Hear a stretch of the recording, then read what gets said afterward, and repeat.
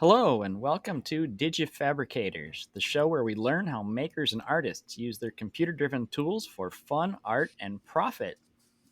I'm your host, Jeff Stein, aka a Weird Guy, and with me is my talented but humble co host, Al Schultz of New York Woodworks. How you doing, Al?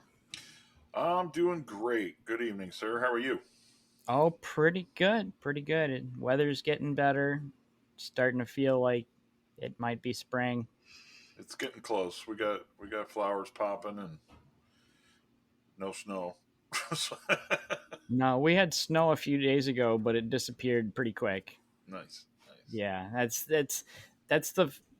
I mean, we get kind of like the fake spring, where everybody thinks it's great, and we take the plows off and put the shovels away and put the boots back in the closet, And boom. and then like a week or two later, bam! Here's another 4 inches of snow, and it stays cold for another week. Yep. And then after that, we sort of trend back into the real spring. But that's Minnesota normal. Yep. Yep. Anyway, let's fire off the disclaimer and get started here today. Sounds like a plan.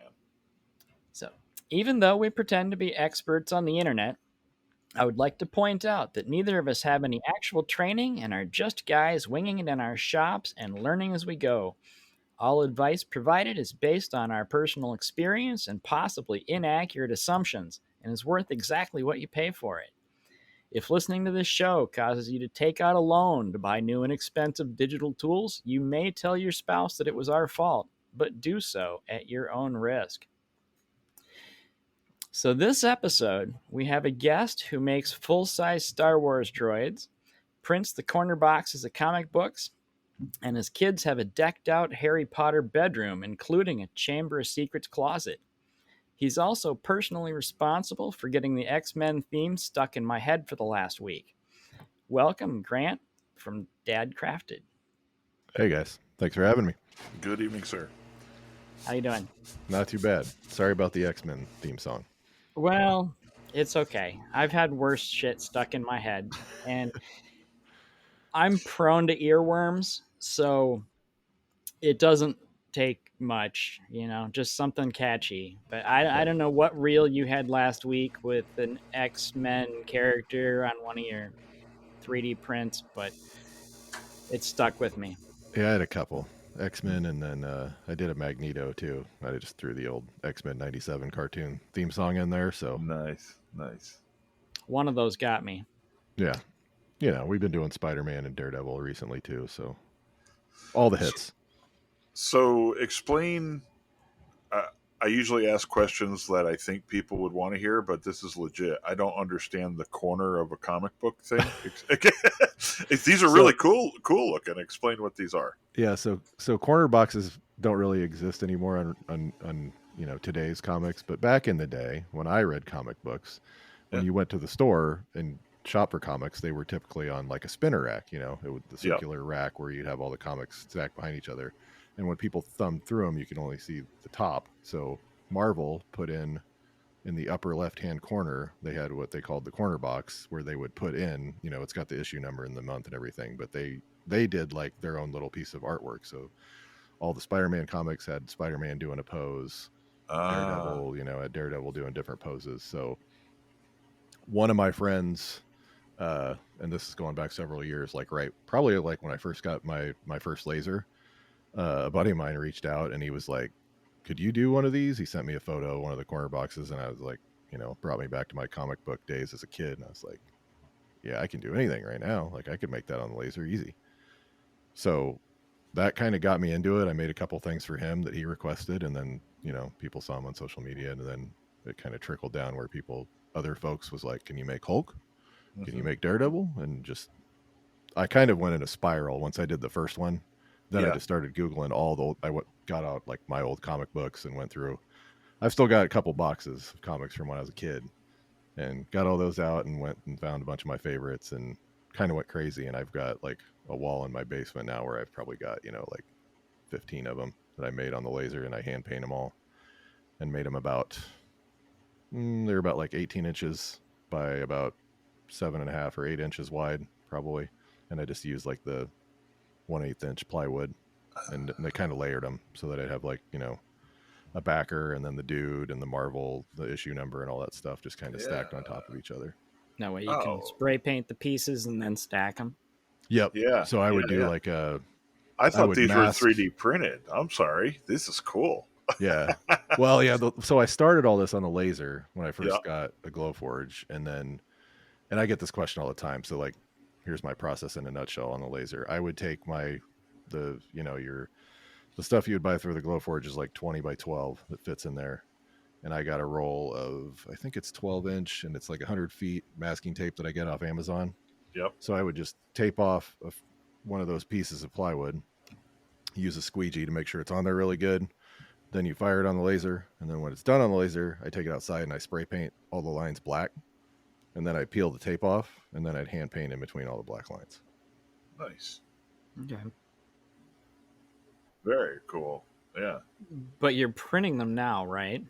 I'm printing them now. So that was, again, like I did this, and I've got a YouTube video on how I did all the lasers, and I did, a bunch of different dudes, Captain America, Iron Man, Hulk, all the classics, couple different Spider-Mans, Thor, mostly good guys, because that's who's in the corner boxes. But my buddy Luke from Luke in the Garage, he's been doing a lot of 3D modeling and everything lately, and he messaged me a few months ago and was like, dude, like, why are you not 3D printing these? And I was like, well, I guess I hadn't really thought about it. And he's like, just turn those into 3D prints. Like, and I've done it before where I've taken an SVG infusion and kind of played with the modeling. I just never really thought about it for these. Yeah. So I did it with these, and there's a lot more detail in these. So there's a lot more bodies involved in fusion and all that fun stuff. But he's been a big help too. And just like when I was running into problems, I would message him and he'd help me out. And I texted him a couple times, and then all of a sudden he just FaceTimes me. And he's like, just pull your computer up, and he walked me through a bunch of stuff, which is greatly helpful and saved me a bunch of time. But yeah, I basically made a backer where I was like, what makes sense on a 3D printer? So instead of the bigger 18-inch size for the laser, I just did like, well, let's just do like an 8-inch by 4-inch rectangle. And then I just modeled, the bottom box with the issue number. And, I got a basic size for that. And then just kind of started modeling all the different dudes. And some of them kind of stick out of the corner box. So then it kind of got into that whole experiment of modeling so that they can still stick out. But then I just do cuts outside of the box so that they kind of like snap in place. Like some of these I don't even need glue. I don't even have to glue them in place because they just kind of snap in. Yeah, I'm looking at your Ghost Rider one. That's a cool one. The flame comes out of the box. Yep. And that one really just, he pretty much snaps right in place. That's really when cool. you get the tolerance right. Yeah. You got to get it just right on that.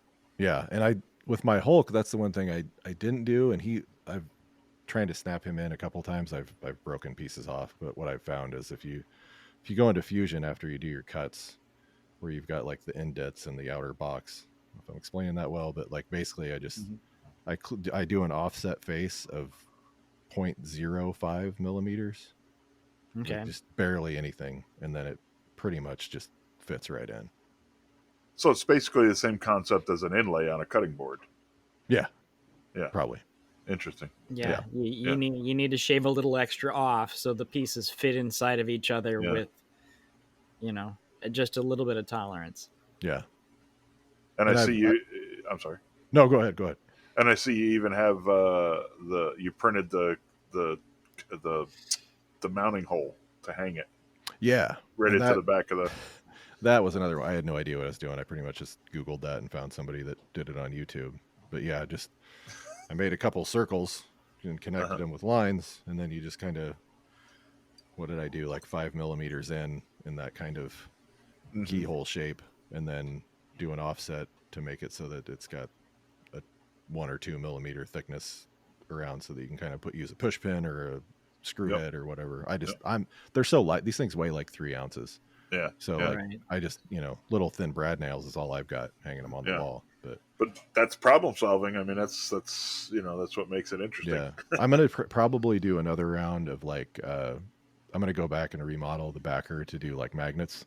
So I've had a couple people ask for that. So then I could probably do that on Etsy and just make it a different option and charge a couple extra bucks or something if they wanted magnets to stick instead of the keyhole.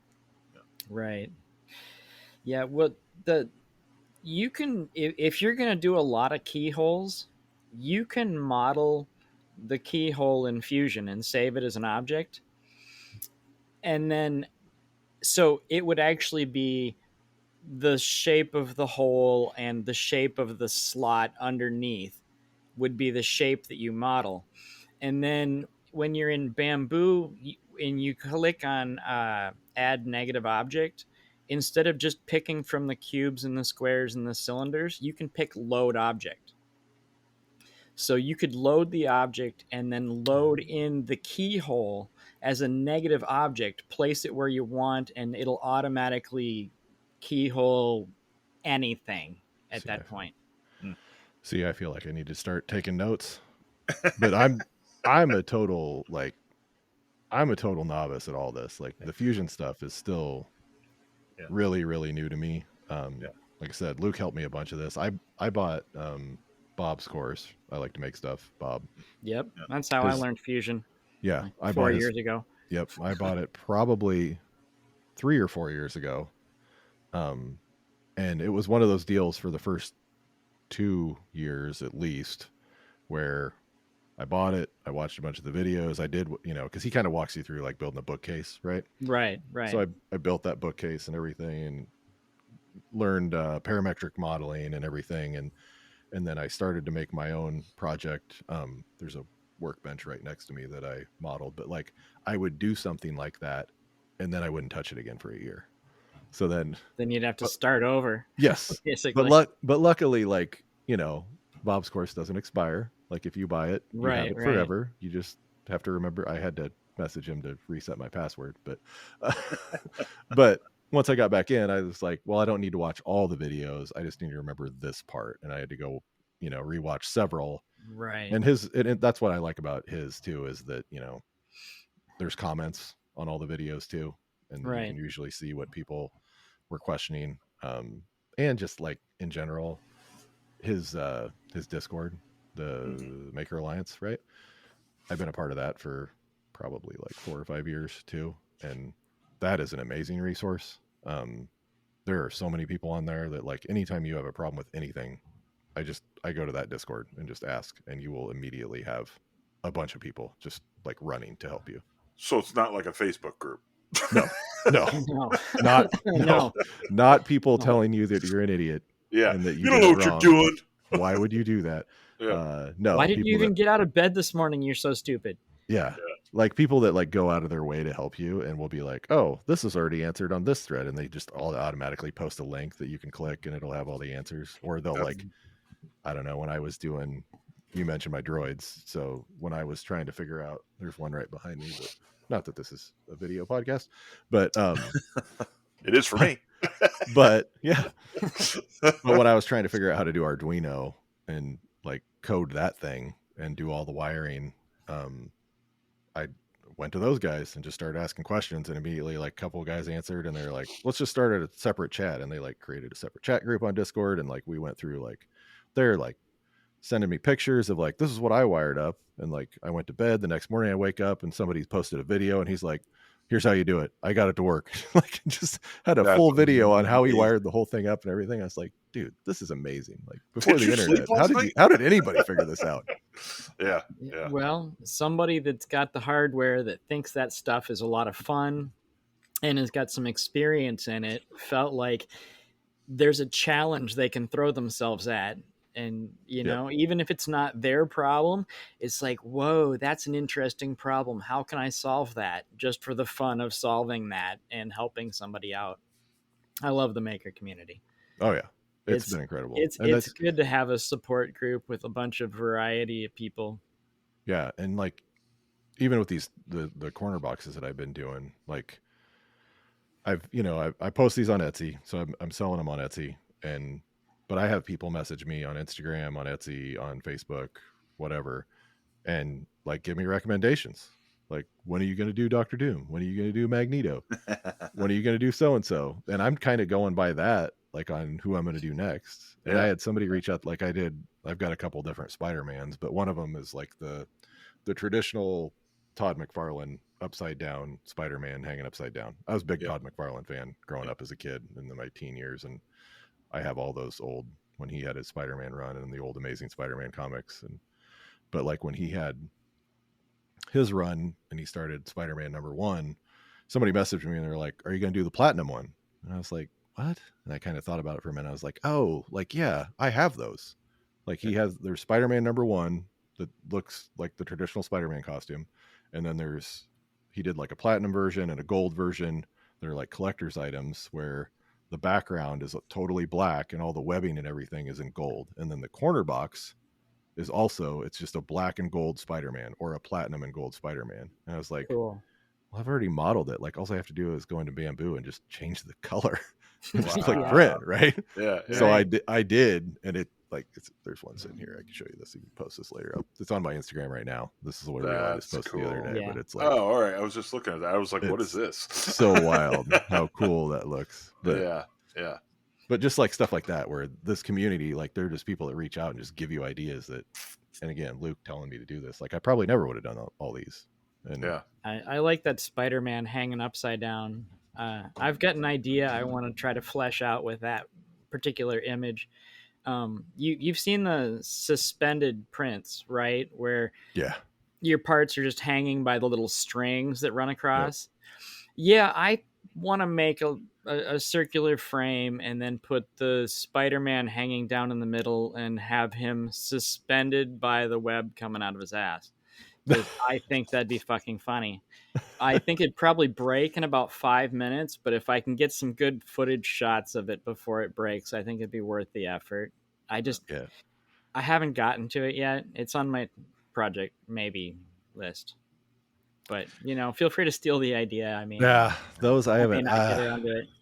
The modeling of those is probably still a bit above my pay grade, but always trying to level up, so you never know.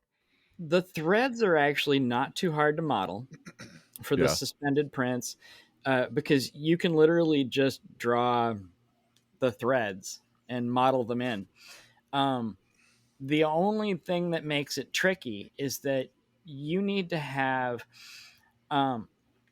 if you just combine all the parts together so that you've got the threads running across between your frame and your part, or running across your frame to your frame, or whatever.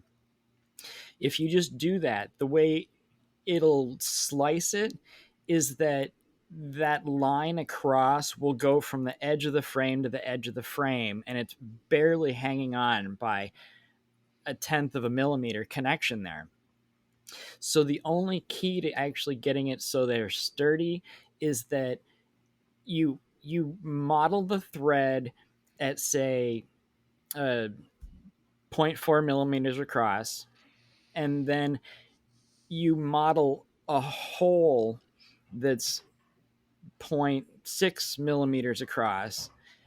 That way there's a gap on the left and the right side of the thread, and when it slices it, it'll lay the thread down on top of the frame and draw from the outside of the frame all the way across the middle and all the way across the other side of the frame. So that way the thread is embedded through the frame instead of just touching the edges.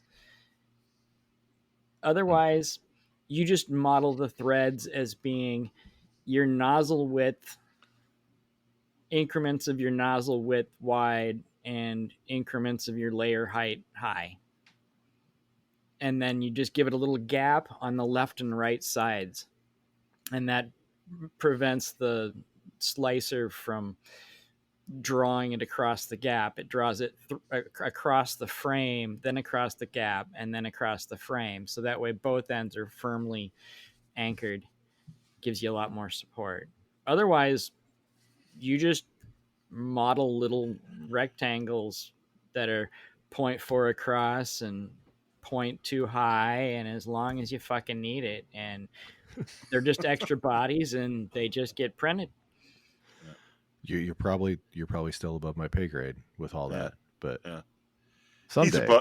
He's above most people's pay grade. Well, I know a lot about the things that I've specifically dove into Yeah. to figure out. And I mean, there's some things that I look really, really good at, and it's because those are the things I've been specializing in for the last 4 years. Now, Disco dancing. yes, exactly. Breakdancing, Exactly. So I That's mean, right. some ninja of the skills. some of the crazy CNC fixturing and stuff like that I've done was because I've been doing that specific niche of that kind of art for the last 4 years, and then you get good at it. But I mean, that doesn't make me a better person. It just means that I've specialized. And if you want to knock me back down to earth, ask me what welds look like, because they're really bad.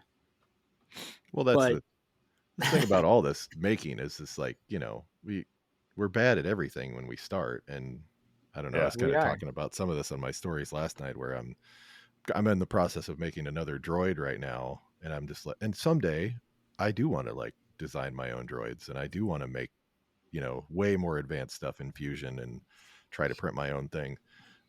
Right now I'm making like Droid Division and Mr. Battley on Patreon. He makes all like the astromech droids, 3D printed droids like R2D2 and Chopper and all the Star Wars droids like that.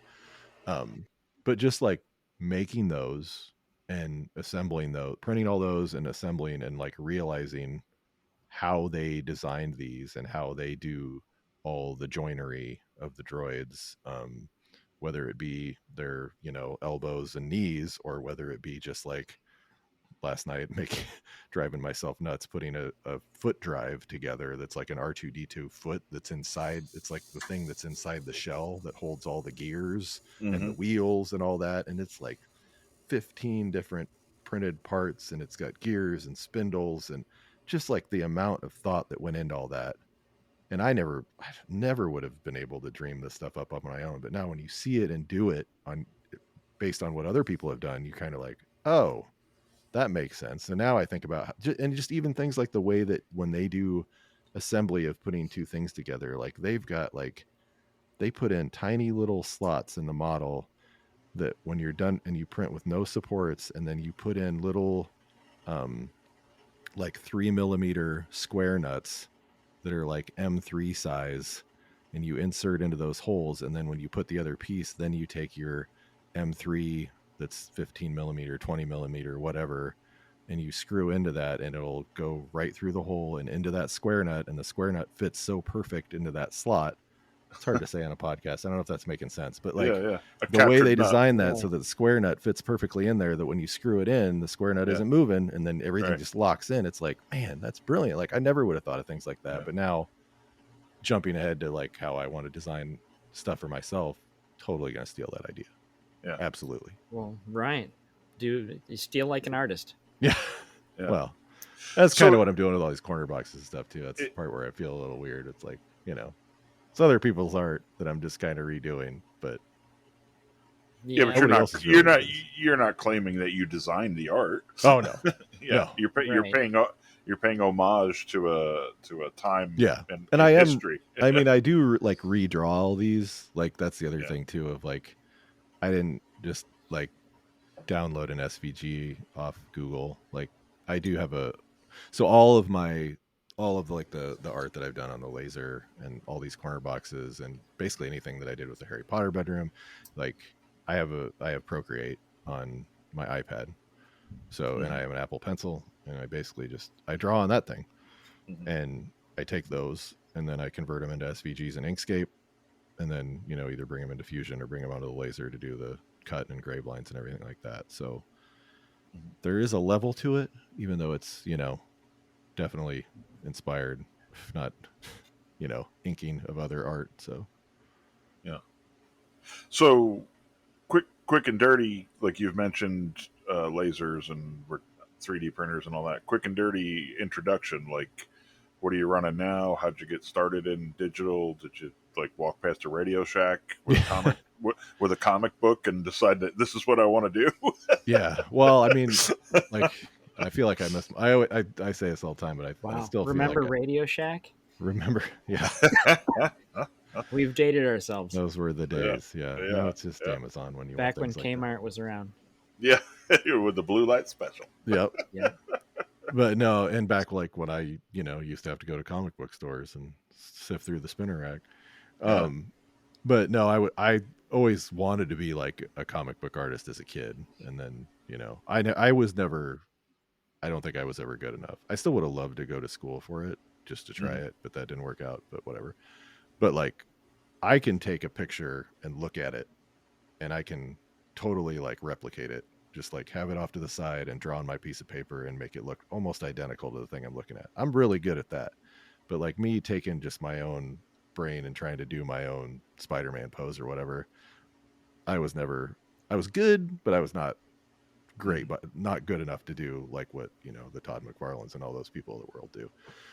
But that's kind of what I wanted to do. And as life goes, I don't know how to make a long story short here, but kind of fell out of making for a long time in my 20s, and then kind of got back into it when a buddy of mine, we like kind of made some like cornhole boxes, and I was like, I should decorate these, and I painted, being I live in Iowa, Mhm. painted like Iowa Hawkeye stuff, Herky the Hawk and stuff on them. Big into mascots, so Mhm. um, I kind of got back into doing stuff like that, and then I don't know, I started this dad crafted thing about 6-ish years ago, just as kind of a way to have an excuse to make stuff, and kind of intended to be focused on just woodworking. And I thought I was going to make cutting boards and mallets and stuff like that and try to make money, but I'm not the person that really likes to like just make cutting boards over and do the same thing over and over again. Like Yeah. I'm on this kick of doing these quarter boxes now. This will be over in a month. Like I'll be on to Yeah. something On else. to something else. I Yeah. won't want to do Right. this anymore. But like, I got a laser probably, I don't know if it's been 3 years or 4 years now. I went to Workbench Con several years ago. I didn't go this past year. I'd been the 3 years before that. So however long that's been. Um, but met up with some friends, met new friends, had a good time. Um, and I had a really long conversation with a few people, including like Nicole and Turi from When Geeks Craft. They're not too active on social media anymore. Um, but they were there that year. And then like Wes from Geeksmithing. And we had this big long conversation in the lobby, as you do at Workbench Con, have a bunch of cocktails too late in the morning. Um, but like we had this big conversation on would you buy a laser or a CNC, because I didn't have either at the time. Uh-huh. um, and I was really leaning towards CNC, and Nicole kind of was like, I really think you should get a laser, like for what you do and all the art stuff that you like you could make stuff out of wood and use the laser to engrave the cool stuff on it. And so I mean, we went back and forth a bunch, but then eventually she kind of twisted my arm and convinced me that the laser was the way to go. And I actually got the Glowforge. Well, while I was at Workbench Con, I got secret information from people there that the price was about to jump by $1,000 on every single model. So, whatever year that was, it was 2021, maybe 2022. But yeah, Holy that was crap. right before the price went up by a lot. I got it like Yeah. about 14 days before they hiked all their prices and probably helped kill their business. Um, but I've really liked the Glowforge, just ease of entry, Yeah. and being able to just vent it out the window, have it in my basement shop. You're Um, still on a Glowforge? I do have a We Create now. They kind of reached out to me. A friend of mine gave him my name and said that I've been telling people I'm scared my Glowforge is going to die, because I've had it for Yeah. 4 years now. So I'm Right. kind of It's, scared it might That's be about on its seems tube last leg. life. yeah. Yeah. Four or 5 years seems to be Yeah. the And the And I cost got of a tube is not worth replacing. yeah, well, and 4 years. I got off to a bad start with them too, because like the one I got in the mail, it was broken, and then we had a big like back and forth about So replacing it. what's I'm sorry. What's the We Create? Is that another like a tabletop Yep, desktop? Yep. yep. So 40, it's 50. a 40 watt. They had, Yep. and then like yeah, they shipped me this 40 watt, and I well, it's fine. I'd asked for a few more things. They were like, well, let's do this, and if the content does well, I agreed to do like 8 reels or something. Yeah. And they're like, well, if it does well, maybe we'll ship you the spindle and the pass through and all that fun stuff. I was like, yeah, whatever, it's fine. Yeah. Um, Yeah. Free Is labor. it I'm not gonna complain, but Sure. No. Is it similar size work it's area? it's a little bit smaller. Like the Glowforge, the pieces are 20 by 12, but the actual cut area on the Glowforge is more like 19 by 11, maybe a hair under 11. This one's more like 15 by 12 ish. Mm-hmm. So I think I've got a Okay. little bit more on the width or the height, but not as much on the width. Yeah. But I've been pretty impressed with it, really, and not. I don't want to sound like a shill or anything. The downside is I found out after the fact that they don't recommend cutting clear acrylic, and that's like my big money maker with my Glowforge on Etsy is I make clear acrylic like night Mm. lights, Yeah. um, Yeah. and just like the things that fit in the little puck lights. Yeah. So Why do they not recommend that? I don't know. Is it a CO2? No, it's a diode. And a Oh, Glowforge is CO2, Yeah. right? Yeah. yeah, that's Yeah. a difference. That's a difference. Yeah. So, but they were like, well, black or blue, that's fine. It's like, oh, well, Is it a reflective issue, you think? I don't. Well, I tried messing with settings, and I just like when I try to cut through it, it just kind of melts and doesn't, Okay. And No then air. I haven't tried with it too much because I was just like, well, I'll just message them. And then she came back to me and told me that like they don't recommend it. And I'm like, well, maybe I'll get on Reddit. That's the problem. It's a newer laser, so like there's not a ton of information out there as far as like when you try to go on Reddit or just Google like what settings should I use for this. So there's been more But experimentation with it. but you can cut colored acrylic. Yeah, they've got settings in there for like green acrylic and black acrylic that you can cut and Interesting. engrave.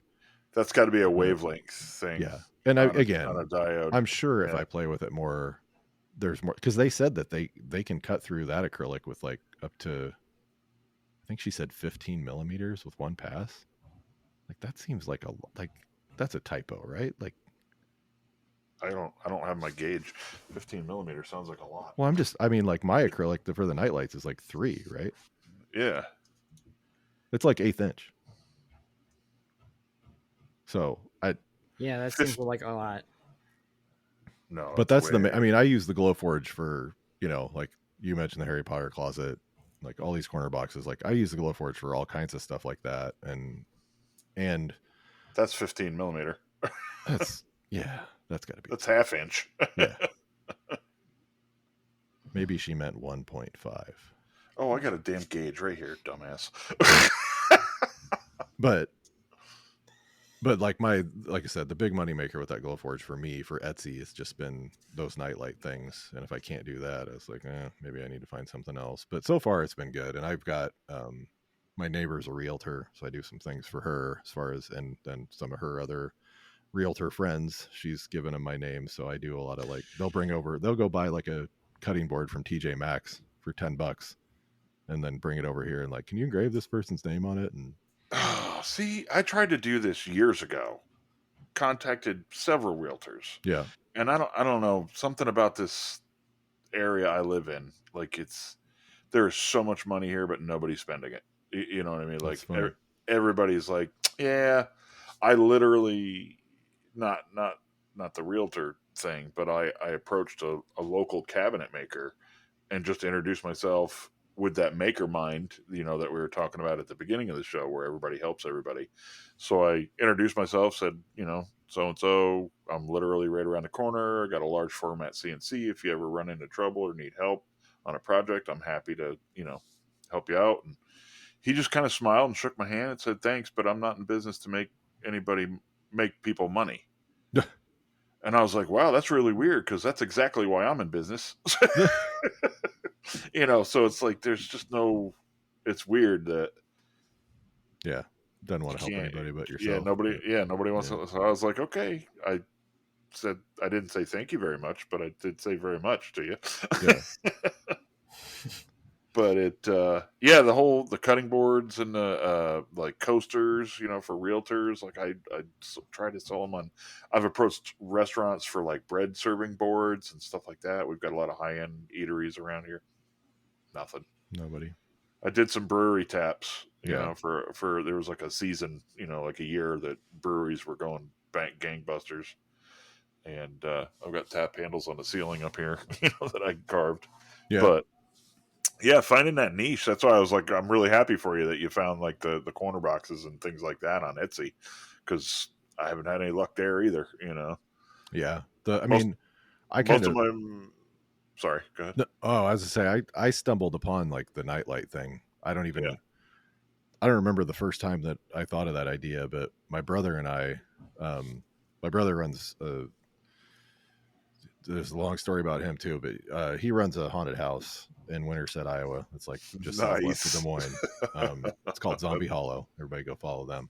Um, but he's a big, child of the 80s, loves, Mhm. grew up loving GI Joe and Transformers and all that stuff. Yeah. And there's a local Iowa um, annual GI Joe festival. Wow. And it's at like the last few years it's been at the Wells Fargo Arena or the Hy-Vee Hall or whatever, the kind of a bigger deal. Like it's grown over the last several years, and they get some, like they have some of the pretty big, if there is such a thing as GI Joe celebrities. But anyway, long story short, like he talked me into going one year, and like he 3D printed a bunch of basically GI Joe toys, Yeah. Yeah. and then he was like, "You should make a bunch of stuff on your laser." So I was like brainstorming trying to make. So I made some artwork based on like the old toys, like the toy backers of Hmm. your, Snake Eyes and Duke and Cobra Commander and Destro and all those guys. Um, so I had and about the same size as my corner box, kind of like an 18 by 8 inch type thing. And tried selling those, but then I was like, maybe I'll try to make like a nightlight type thing. So I just did like the Cobra insignia Yeah. and put that on a nightlight, and I cut a ton of those and took them there, and I think I sold like two. Like nobody really looked twice at them, and these are like the diehard GI Joe people, So I was like, Yeah. oh, that was kind of a wash. So I had a bunch of these when I got home, and I was like, I'm just gonna put them on Etsy, and they all freaking sold. And then I was like, well, I have this file, like I'm just gonna order a bunch more of these pucks Uh-huh. because they just fit in a puck light. And I'm like, if anybody orders one off Etsy, I don't even have to keep an inventory. I'll just click go on the laser, and then I'll put it in the package the next day and ship it out. I don't have to Yeah. keep inventory at all. And I have sold so many of those stupid Cobra lights. I, I might have sold out the market because honestly, I haven't sold. I don't know if I've sold but like one or two since Christmas. But honestly, I think I've probably paid for my Glowforge just selling those Cobras. Wow, that's Nice. awesome. Yeah. Yeah. Yeah. Yeah. I usually I have an Etsy shop. It's asleep right now, or on pause, or we're suspended, or whatever. It's been that way for a year or so. But you put some crazy cutting board, inlaid cutting board up there, and the first three messages are, you can buy cutting boards at Walmart for $14. Yeah. Like, really? Yeah. You literally took the Thank time you. and effort to send me that message. Thanks. Yeah. Does good for my algorithm too. Thanks. Yeah. Yeah. I've tried to post cutting boards a few times where I lasered certain things on there. Like I, Yeah. do the thing like I'm doing for my realtor, go buy the cheapo Yep. $14 Walmart cutting board Hmm. and then laser something funny or clever on it. And Yeah. they don't move. I mean, I've sold a No. few, but it's not really, I've got to a point where I'm like, that's not even really worth my time. I'll do Yeah. it for the realtors. Like when she brings stuff, sure. Yeah. But Right. I murder my vegetables here, and you know, there's a lot of those out there for cutting board smartassery. oh yeah. Yeah. Yeah. Yeah. Yeah. On the Alibaba bamboo boards that they bought 100 of for $12. Yeah. Right. And even if you had a good idea, some other asshole would buy cheaper boards, laser Hmm. the same shit on there that you did, and then undersell you. Yeah. And then Etsy would advertise their shit on your page Yeah. Yeah. Sure. Yeah. Yeah. because that makes Absolutely. fucking sense. Yeah. Yeah. And that's, I mean, That's one of the honestly, reasons I don't have an Etsy. well, I have the Etsy just again to help pay for the laser and support. Like when I started all this, the whole point was like, can I make enough money to like make a car payment? Like that'd be cool, right? Like Yeah. if I had enough Yeah. money coming in every month to make a car payment, and I'm definitely not even doing that over the last 6 years, not even close.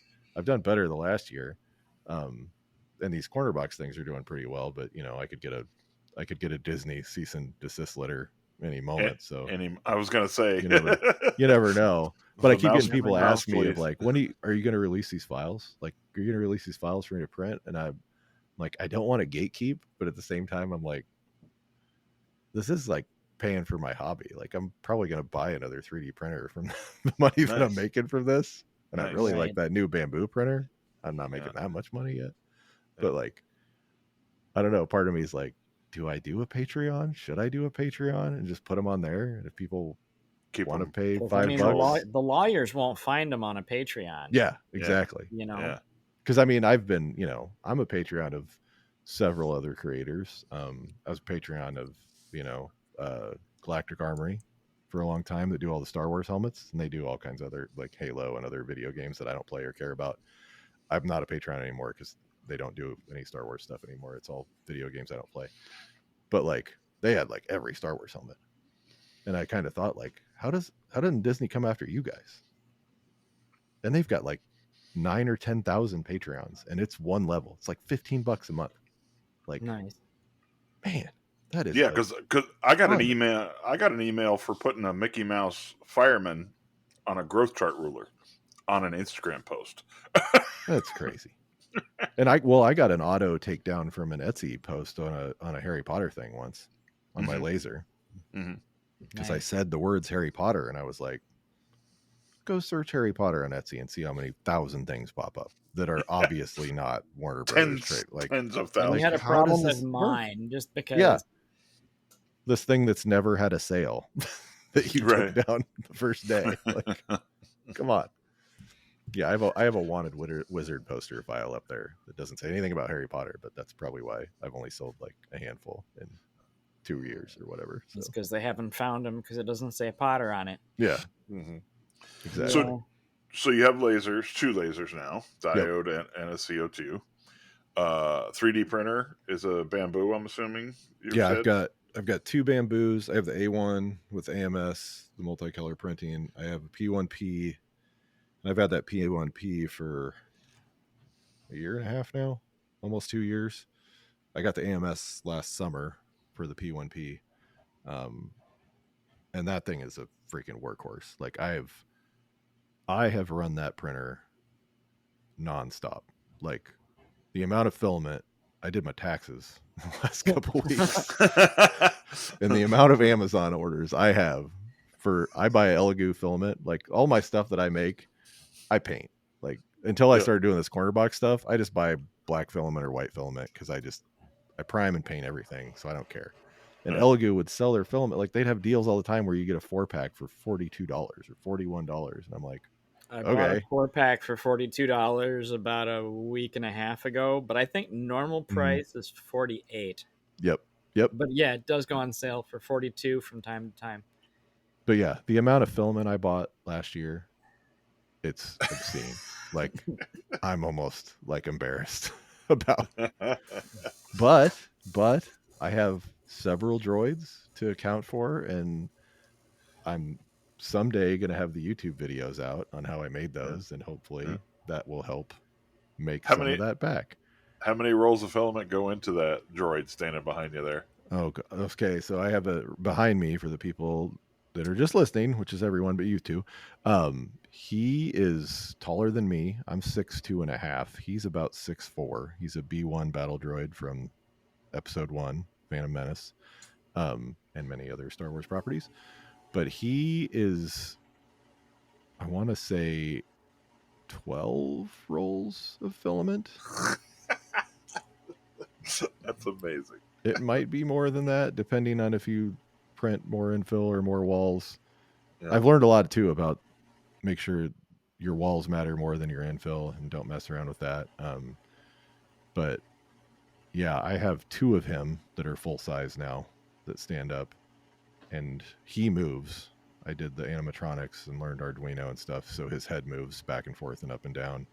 That's amazing. And then I have 3 pit droids that are about 3 feet tall or 3.5 feet tall.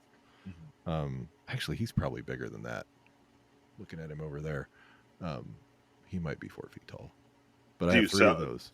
Do you sell these, or these are I your don't. personal projects? No. Again, my brother runs a haunted house, and that's kind of my excuse for how I get away with this. But You're making it for the haunted house? yeah, absolutely. Okay. So it's a Star Wars haunted house now. Well, it's a haunted house with it's a haunted trail actually. It's outdoors. Uh-huh. Um and it's got different sections that you walk through. Like it's on like 2 acres, but we Yeah, kind of built it so that everything's fenced off so that you kind of S and snake all over the place. So it seems yeah, like it's like a quarter mile yeah, walk, yeah, but yeah, yeah. you're so wrapped back and forth that it's Mm-hmm. obviously not a quarter mile of area.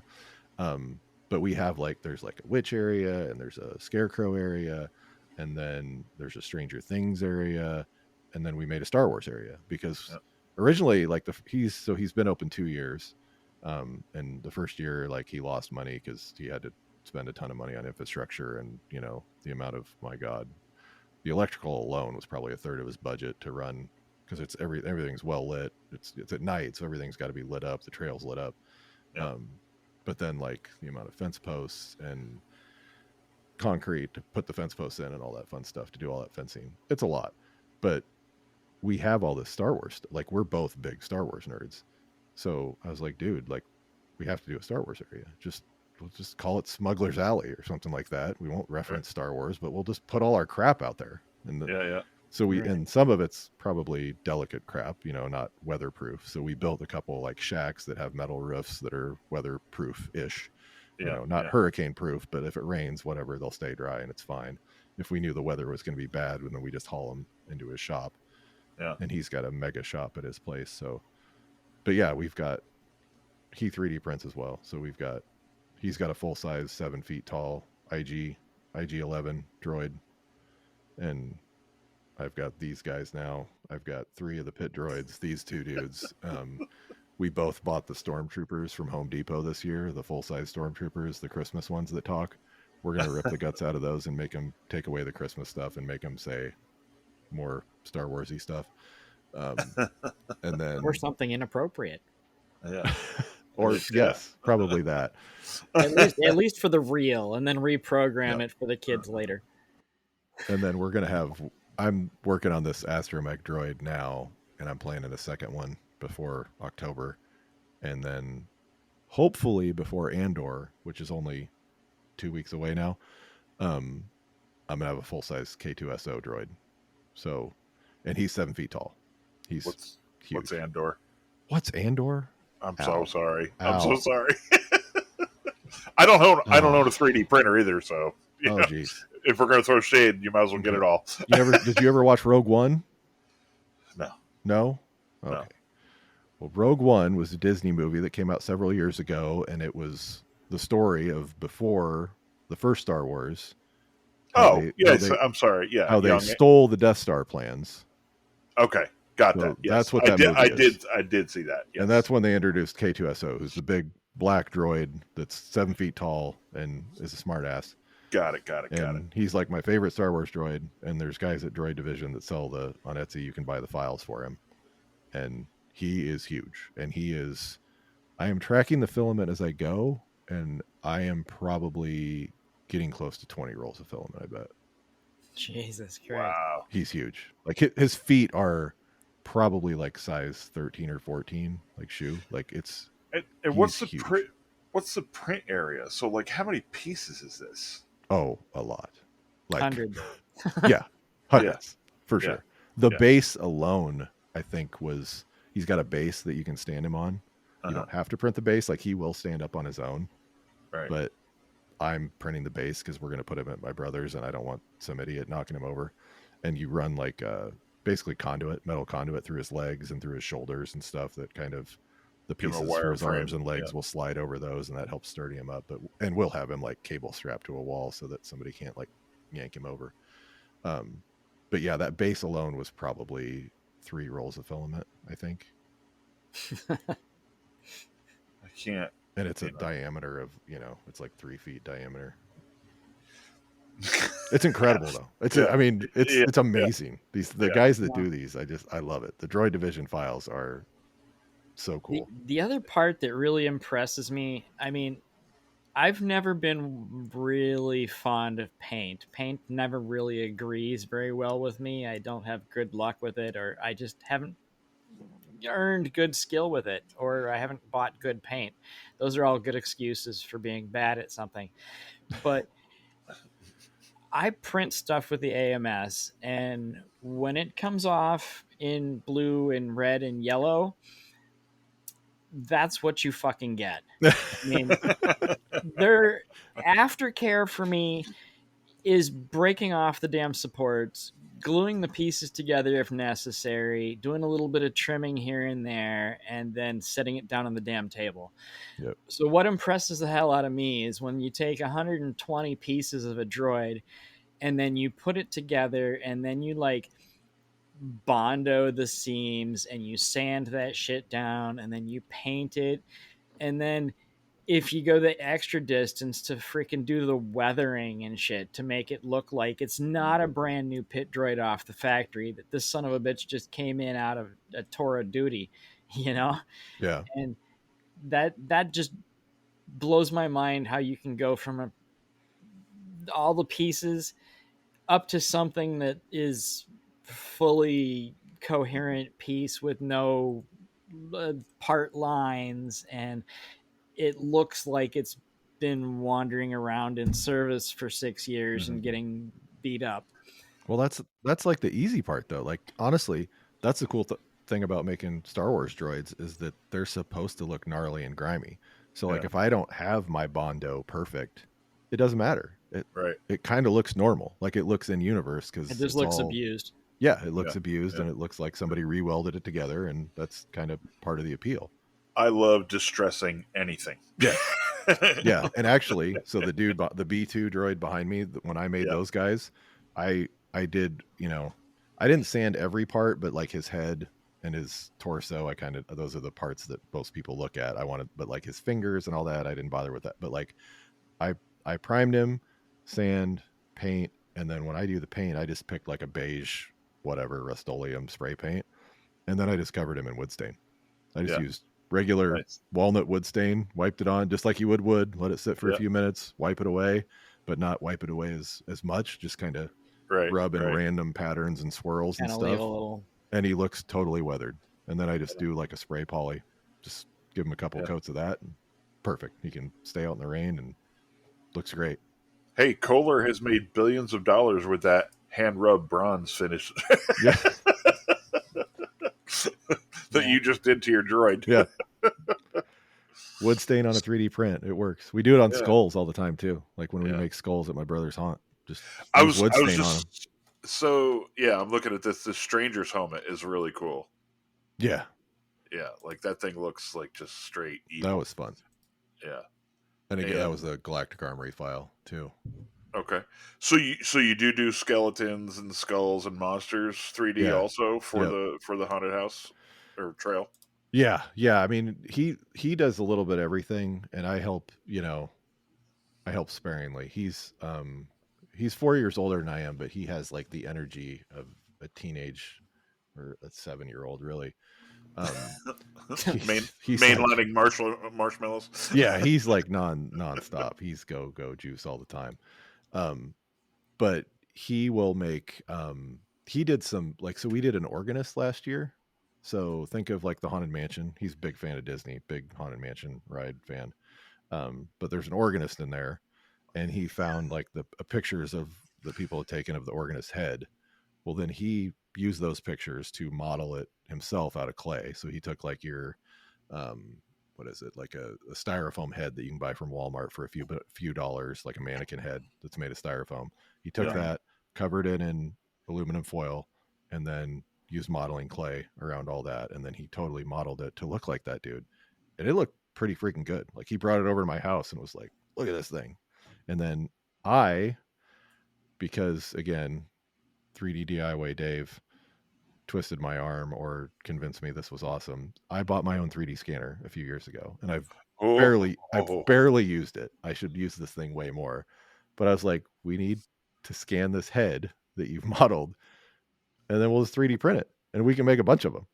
So he's got several of these heads now. We scanned it, 3D printed it, and now it's like several different characters in the haunt. It's the organist, it's one of the cowboys, it's one of the pirates. Like we've got it all over the place. Yeah. And now he will take that clay then and keep it wet. He'll rip it off, and then he'll just model another head. So that's kind of our plan this spring and summer, is that he's going to keep modeling these different character faces, and And I'll you're just going to 3D scan them. scan it. And then we'll hopefully, I think too, he's going to start an Etsy, and we might start selling all the different files, like 3D print files. So if people Do want to make these you? creatures, I was going to say this will be public now, yep. but people lose their minds over these 12-foot skeletons. Oh If yeah, you we've got one of if those. Yeah. you break that down and sell a 3D file, Right. That'd be cool. Sam Ramundi would buy it immediately. Yeah, for sure.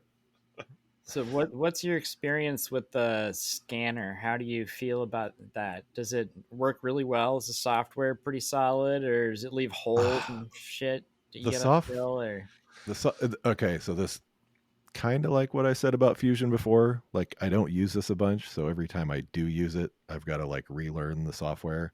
That's my biggest complaint, is the software is not intuitive. It's like, you know, I should be able to like easily click an area that, okay, like if I'm scanning something and it's sitting on a pedestal per se, and when I'm done, I want to just highlight that pedestal and delete, cut, whatever. right? That should be pretty intuitive, right? You'd think. No, no. Like the way that they have this designed, and the thing you have to click and you have to hold shift to like, there's just so many things that it's like, who designed this? So that, but like anything else, there's plenty of YouTube. You can YouTube it, you can search it. You just have to watch enough videos to remind yourself how to do it. So it works. It's fine. But I think like you can't do like all the post processing, like anything that we scan. So recently I was just at his house this weekend, kind of doing like a little planning session for what we're going to do this year. But while we were messing around with robots and animatronics, I did scan a couple. He's got a few Disney characters that are like the hitchhiker dudes that are out front of the haunted mansion. There's Okay. 3 different dudes. There's Gus, Phineas, and somebody else. But he's got statues of these guys that are like 3 feet tall, but he only has 2 of them. But we want to scan those in, and then I'm going to try to take them into Bamboo or something and split them into different parts, and then Okay. use dowels, put dowels in the models and stuff. So if somebody wanted to print it in 12 to 15 parts, that they could print it. So we're probably going to do that this year. But again, like I scanned it, I got it in the software and everything, but I feel like I'm gonna have to bring it into something like Blender or something else to do a bunch of touch up work that you just can't do in the actual Right. Einstar software, or X-Star or whatever they call it. But it's an Einstar 3D scanner. I'd like a scanner. I really would. It's But fun. I mean, it's cool.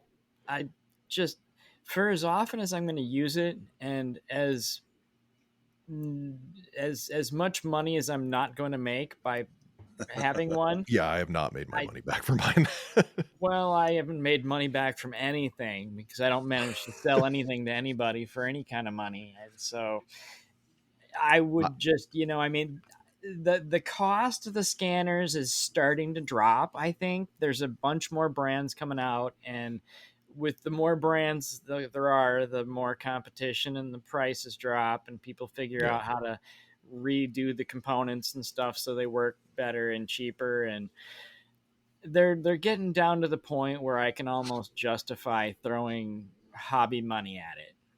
But yeah. you know, But it is it is perfect. It is not like some of these other things where you're like, oh, use your phone to take a photo and turn it into an STL. Like, no, like you scan something with this scanner and it is freaking perfect. Like everything down to the tiny little holes on the buttons on your shirt.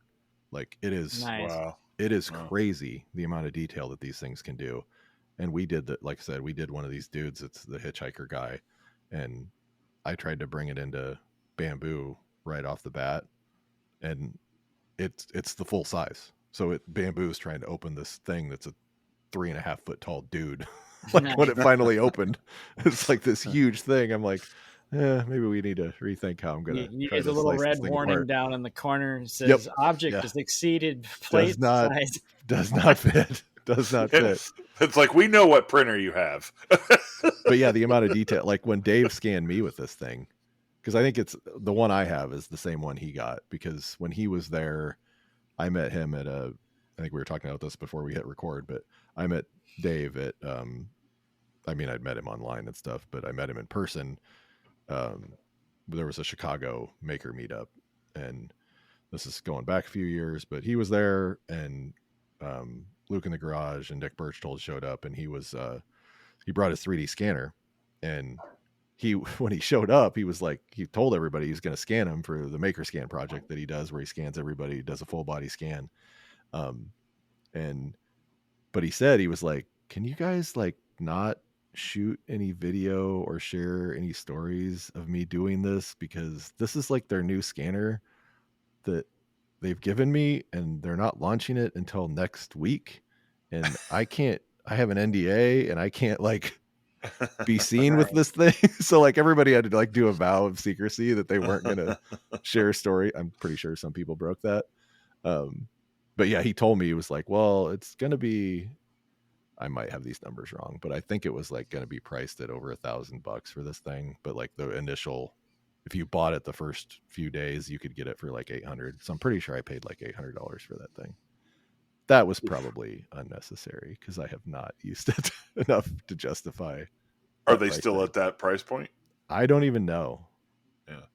And I haven't needed to look, but now they sell the newer ones that are like mine has to be tethered to the laptop.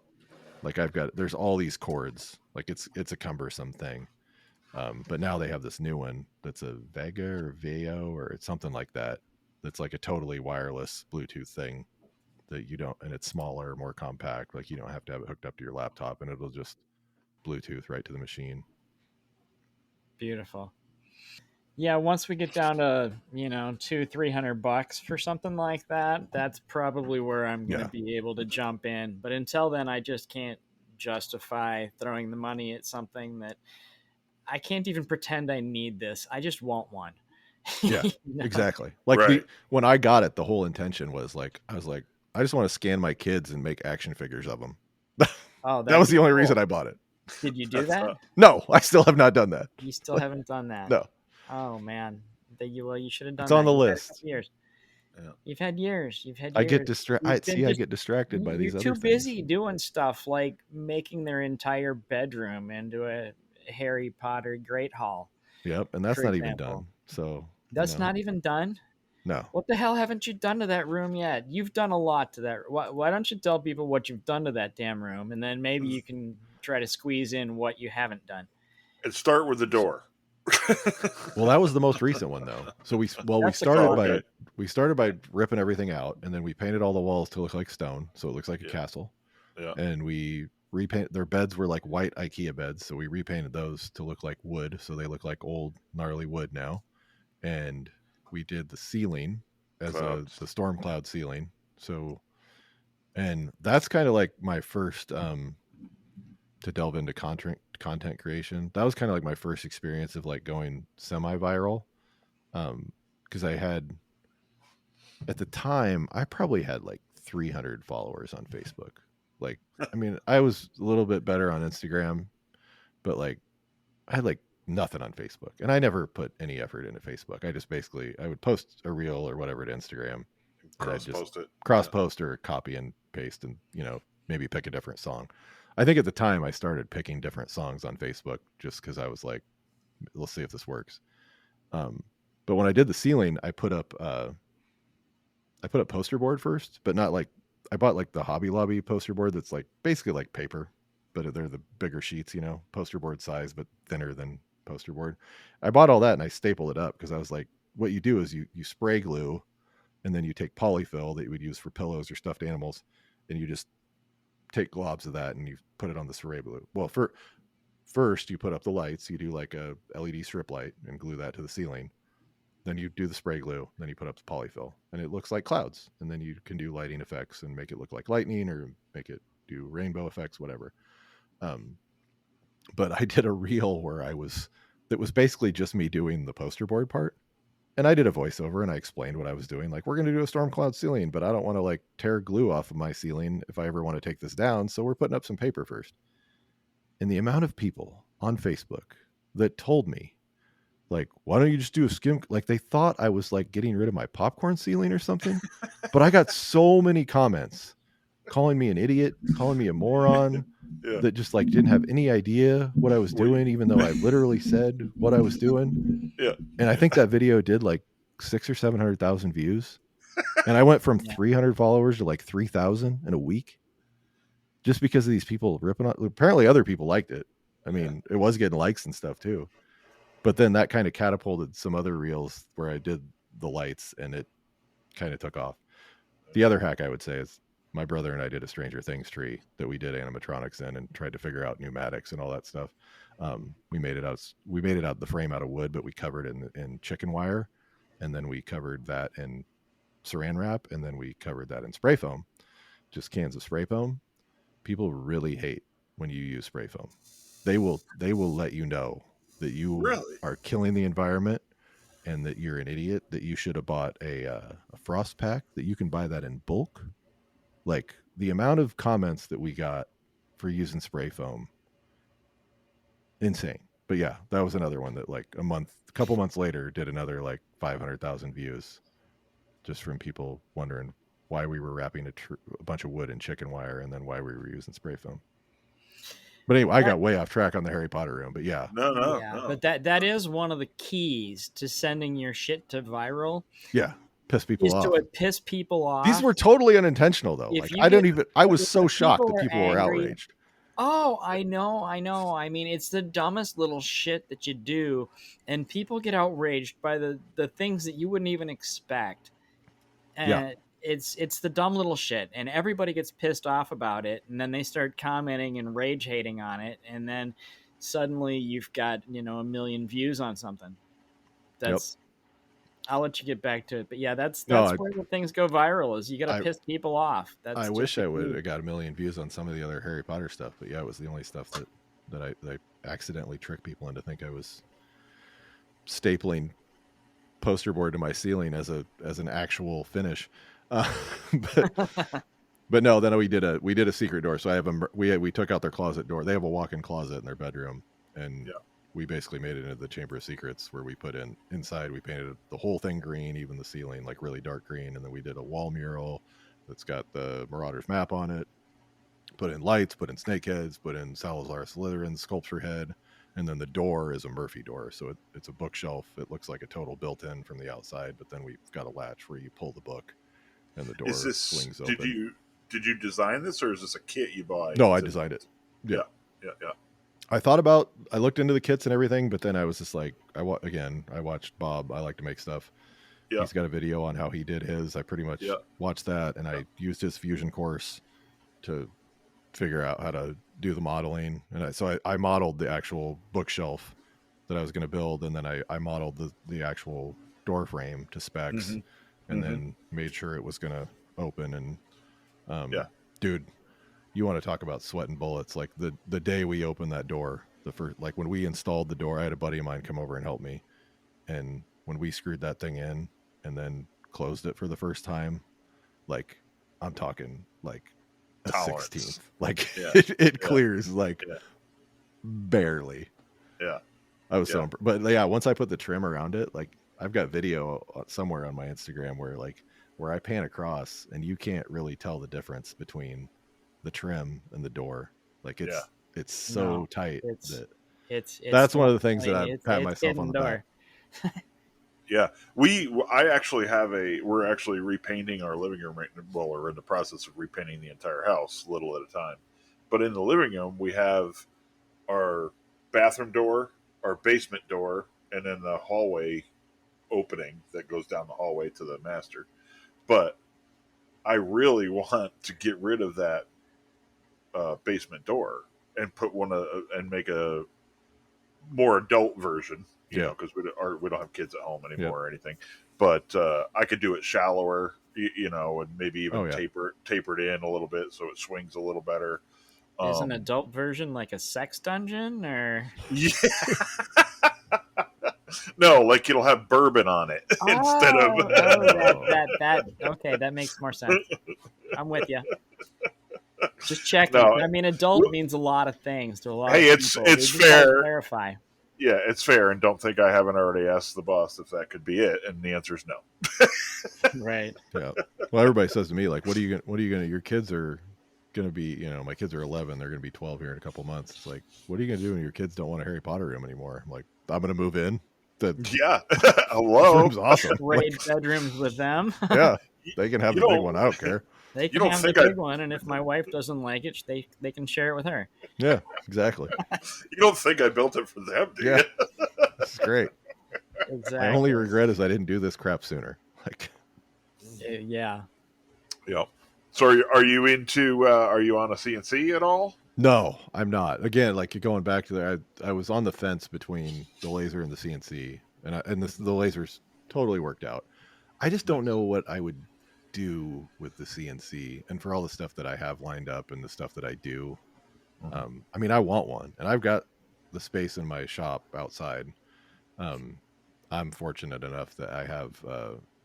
We have a 3-car garage, and the third stall is pretty much just my shop. And we've Nice. kind of got like a back recessed area in the back of the third stall that would fit perfect. And then I could just vent anything right out the side if I wanted to do a laser attachment or anything like that. And I just haven't been able to justify it. Um, the things I make and the stuff I'm trying to do, and then, helping my brother with his haunted house stuff and the Mhm. robots and the monsters and the animatronics we're making. I'm just like, someday I want one. I know Yeah. that someday I will Yeah. probably get one. I'm not there yet. Yeah. Well, the beauty is, other than the size, the physical size, the longer you wait, the better quality. Yeah. Like the 2x4s, 4x4 machines are Onefinity. Yep. Laguna just launched another, like an IQ version, a maker version. It's like a light duty IQ, 2x3 or 2x4. In that $5,000 to $6,000 range. And they're just phenomenal compared to like my machine's 2016, Yeah. or 2018, and like even I have a Laguna Swift, and the newest Swift is light years ahead of mine already. Like I've already upgraded my bearings. We've already taken the liquid cooled spindle off of it and put it updated it to a big 6 horse air cooled spindle. So I've tried to update it as much as I can, but you're just starting 10 steps ahead of where I am now Yeah. buying one today. Yeah. Um, Well, I mean, that's like the 3D printing stuff now. Like when yeah, I bought my yeah, first 3D printer, it was an Ender 3, and yeah, the amount of hours wasted tinkering on that compared to yeah, the bamboos where I just click print and it just works. yeah, I mean, yeah, with so many hours lost on that stupid Ender 3 machine. But I'm glad I bought the P1P when I did, because I was about ready to give up 3D printing because I was so yeah, frustrated with all the tinkering and the crap that you had to yeah, deal with just fixing stuff all the time. And you got the P1P and discovered that you like the hobby of 3D printing much more than the hobby of tinkering with a Yeah, fucking printer. yeah, totally. I They're, mean, they're completely it different hobbies. yeah, it yeah, got to the point where it was brutal. And again, I think I talked to Dave about that too, because I told him, I was like, I'm thinking about getting one, but I'm really not sure. I kind of want a bigger one. He was like, dude, just get a P1P. It's like, yeah, just get a P1P. yeah. It's just gonna work. It's gonna go so fast. Like you're gonna be. And I'm Mm-hmm. still floored. Like the first time that I fired that up and how fast that thing moves, you're just like, how is this even possible? Comparing it to the Yeah, old Ender that I had, like I would never even attempt a 24 hour print on an Ender, because I was just like, it's just going to go 10 and fail, or 15 and fail. Like it'll never make it that far. Like I probably successfully printed one print over 20 hours the whole time I owned that thing, and I owned it for three, they 4 years. get confused, or Just something goes wrong. It comes off the bed. It starts spitting Yeah. spaghetti because something layer shift, like just so something gets clogged all of a sudden, like mm-hmm. just Mm-hmm. all the time. And these bamboo machines, you can do a multi. I can print a Star Wars helmet that's a multicolored print that's like the same size as a Lego helmet. That's a 24-hour print. It's longer Mm-hmm. because it's a multicolored print, but like Mm-hmm. print those all the time and they never have a failure. It's just insane. So let me ask you this, and Jeff, you're kind of up to speed on this. I don't have a 3D printer yet. I want a 3D printer. I have lots of uses in my shop. Jigs for this laser here, is one of them. this is how I could sell my wife on a 3D printer, and you guys can help me. My wife doesn't listen to this podcast. We'll tell her to fast forward to this part. Yeah. So you're printing droids, and you're selling me on 3D printers, Mr. Stein. My wife collects nutcrackers. Like at Christmas time, I buy her one every year, or make her one. I try to make one if I can. Yeah. But she's always wanted like 4, 5, 6 foot. Oh nutcrackers. yeah, you could absolutely. I mean, you'd So will the spend a small bamboo fortune, but the bamboo Absolutely. print it? Yeah. You I can don't probably think find one that's been split into 20 pieces already for you. You just Yeah. kick Yeah. them out in order. they've got to be out there. My wife and I had the same conversation. My wife is also big fan of the nutcrackers, and yes, we talked about. I was like, maybe we should just print a 7-foot tall one. And she kind of looked at me and was like, "Where are we going to put that when it's not?" Well, Christmas? that's my thing. Where do you put it when it's not Christmas? I'm like, we got storage. Yeah. Again, We do I'm too. blessed with my current space because I Mhm. have that shop. I have a base. I'm talking to you guys from my basement shop right now, and this is where I have my laser. Yeah, I've got a basement we could put it into. But yeah, I think and to look at a decent quality one, they're $600 to $1,000. So if I've got $300 or $400 in filament in one, that's not. Yeah. Plus, you can. I mean, you can certainly change the model so that you're not printing. Like if you're printing leg pieces, you could probably have it. If they're not already designed that way, you could redesign so that they're hollowed out, so that you don't have a giant chunk of the. Even if you're printing at 7% infill or whatever, it's still probably a lot of filament that you don't need because you really only need the outer layer. Right. Okay. Right. I'll be in touch. But yeah, I mean, even just to make, like you said, like jigs, and that's the one thing that I keep telling myself of like that I feel like I've wasted with the laser and with the 3D printers of like I need to be more into making myself shop tools, making myself jigs and things like that, whether it be jigs or battery holders, or things for my wall control, like accessories, like things like that. Like I need to be better about, and I've kind of, again, learning recently, being better at fusion and trying to get in the groove of doing it on a regular basis. Like I've started, so when I got the WeCreate laser, it's a smaller, the hose that you vent out your window is a smaller, it's not like a dryer vent size. So I didn't have anything. So I was like, I can do this. So I just went into Fusion, drew some circles, drew some rectangles, and made myself an adapter in like 20-30 minutes. Click print. Like hour and a half later, I've got a thing. Like it's crazy that like we can do this today, that you can just think of this. When you need a piece of plastic, you design a piece of plastic, you hit print, and you have a piece of plastic that does exactly what you fucking need it to do.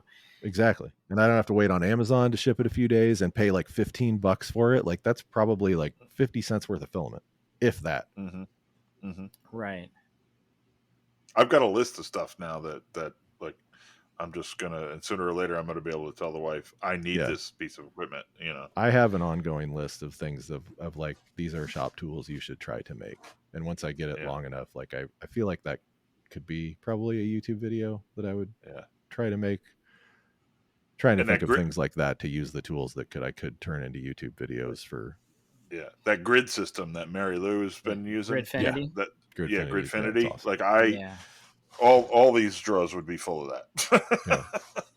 And there's all kinds of people. Like I've got files for I bought some off of Kickstarter that's like a 3D print surround enclosure system that's like modular, so it'll fit any 3D printer, no matter how big, that you can make it as big as you want.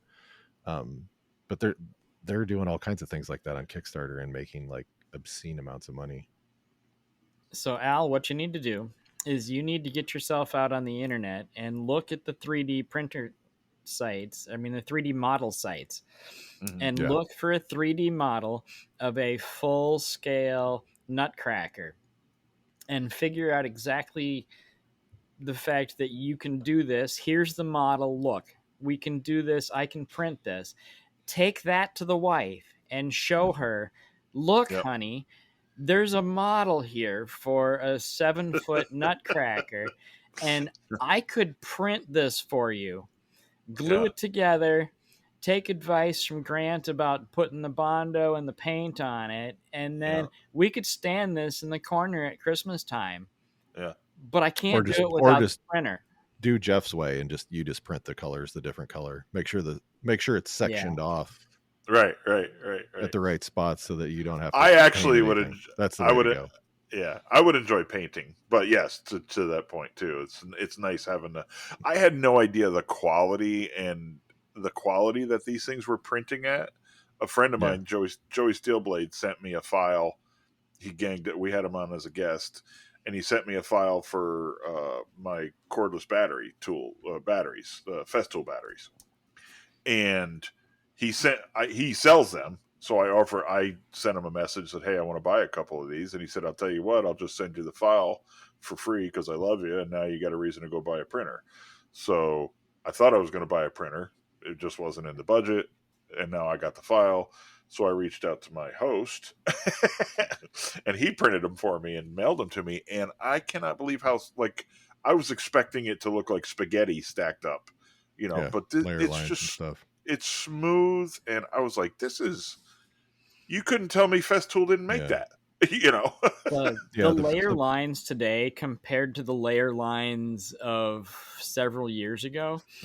And Yeah. the crazy thing to think of here is that the stuff that I'm sending to Al were all printed with a standard uh, 0.2 layer height.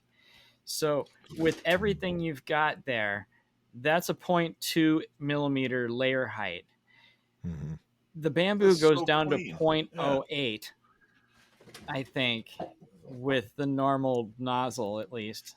I'm not sure if it's different with the smaller nozzle, but even with the normal 0.4 nozzle, I can do down to a 0.08 millimeter layer height. So less than half of that, where you see the lines on that part, I can make the lines half that size. Really? Yep. It's Does it gonna take twice as long to print? Oh hell yeah, it's gonna take twice Yeah, yeah, as long to print, yeah, yeah. but But who Yeah. cares? Who cares? well, But Let if it you don't, run, not right? not if it works not while for you're a sleeping, battery holder, yeah. no. But I mean, But right.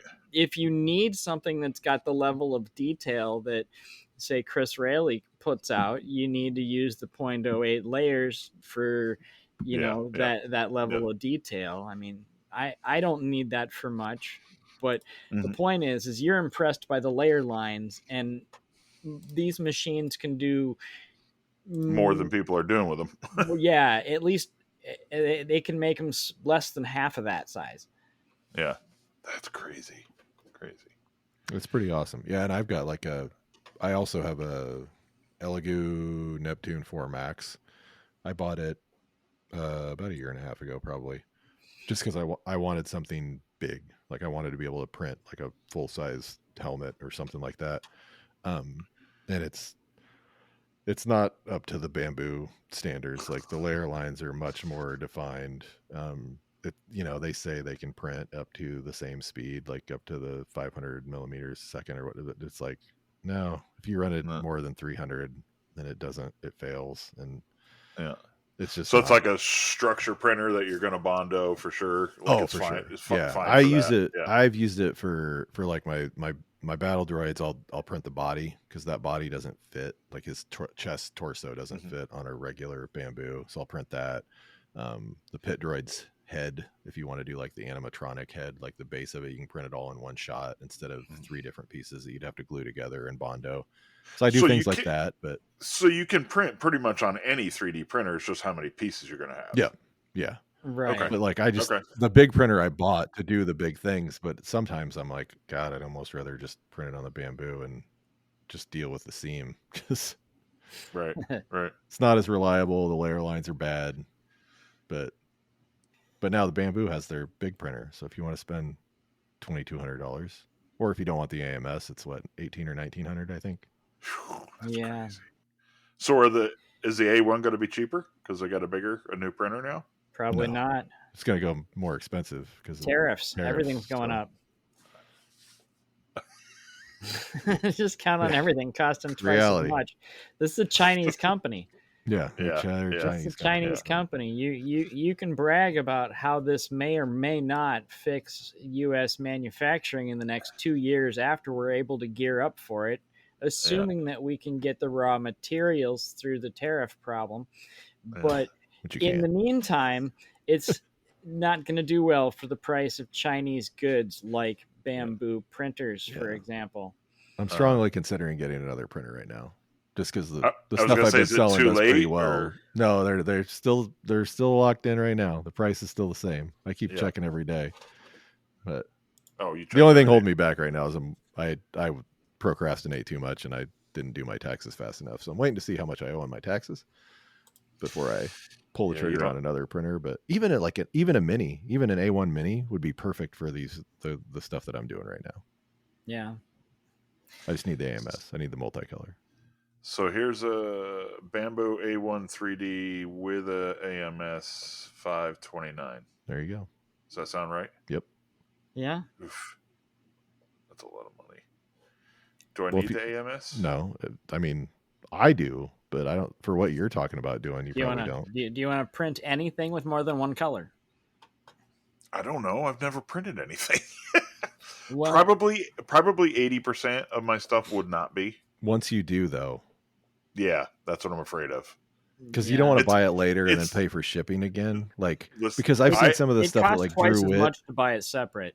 yeah, Yeah, and yeah, like Drew yeah, Witt is making some different tools, and he's actually doing the multicolor to put in like the measurement lines yeah, yeah, across some of his thing. Like that's pretty smart. Like that's pretty cool. yeah, So even yeah. if you get to things like that, or even if you buy files from people that have things like that, even if you're not designing them yourself, there's things like that that you'd probably want to use it for. Yeah. And again, who And cares if it takes longer? It's like just do it when and you're asleep. yeah, and I've been lucky enough that at points in my life when major purchases were going to be made, we were at a place where we could extend ourselves. Like my first CNC is literally a 6-horse 4x8 vac table machine. I've never had another. This is the only CNC I've ever had. My first laser was a 100-watt CO2 laser. You know, my second laser was a fiber laser.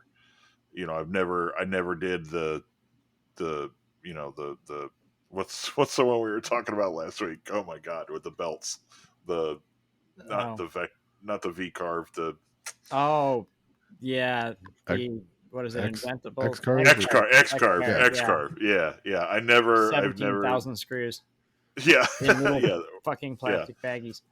Or the Advent Erector set. You know, I didn't do that. You know, that route.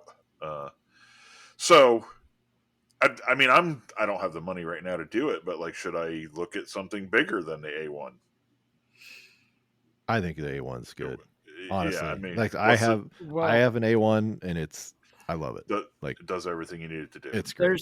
there's Yeah. the A1, then there's the P1 and the X1, and they Yep. all have the exact same build volume. There's a Yep. lot of other features and shit that's added on to the more expensive models, but they're Mhm. all the same exact build size. So if you So we're want a not. bamboo, you can either get the mini that's got the little tiny bed, you Yeah. can get the A1, P1, X1 that all have the same build volume, or you can buy the brand new one. What is it? The H2D? Is that what they call it? Yep. Yep. For 18.99. Yeah. For a lot more money, and you do get the bigger bed size for that one, Uh huh. Yeah. along with all the other problems of beta testing a brand new model just came Oh, out. that's available for pre-order tomorrow. Oh, The There you H, go. the is it? bamboo. On. I'm seeing people already That's owning them and using them. well, a lot of the content creators got them in advance, and then when they did the Uh, announcement, they already had them, and then they could start talking about it. Well, I'm just seeing people on Reddit talking about their machine and their experience and what they're doing with it. And I sort of got the impression some of them just bought it and got it already. No, I didn't realize. yeah. I don't think they ship until end of April. Yeah. I think the first Huh. round is supposed to ship out. But yeah, Oh, there were that's several content creators that got them in Yeah. advance. There were some Okay. people that got it that I don't know. Several people that didn't get it that I guess I was surprised that didn't get it that I know that work Yeah. with Bamboo. But Yeah. then some of the folks that got it, I was like, where's your YouTube video? Where's your content about this? And they haven't put anything out, but they did post a thing that they got it. So I was like, Huh. If you want to I wait want till one. Bamboo. Yeah. Just Yeah. send me one. I'll Absolutely. promote the hell out of you. I would Hell, actually try yeah. one of those things. I'm super skeptical about firing up a laser on the inside of my Yeah, that I don't. sensitive I don't. printer parts. Yeah, $2,800 too for the laser. yeah. Yeah, My laser's disgusting. I'll just say that right now. Like the amount of soot and I can't Really? imagine how that's a good idea. Yeah, yeah. Oh, inside a printer. Yeah, Yeah, yeah, yeah. yeah.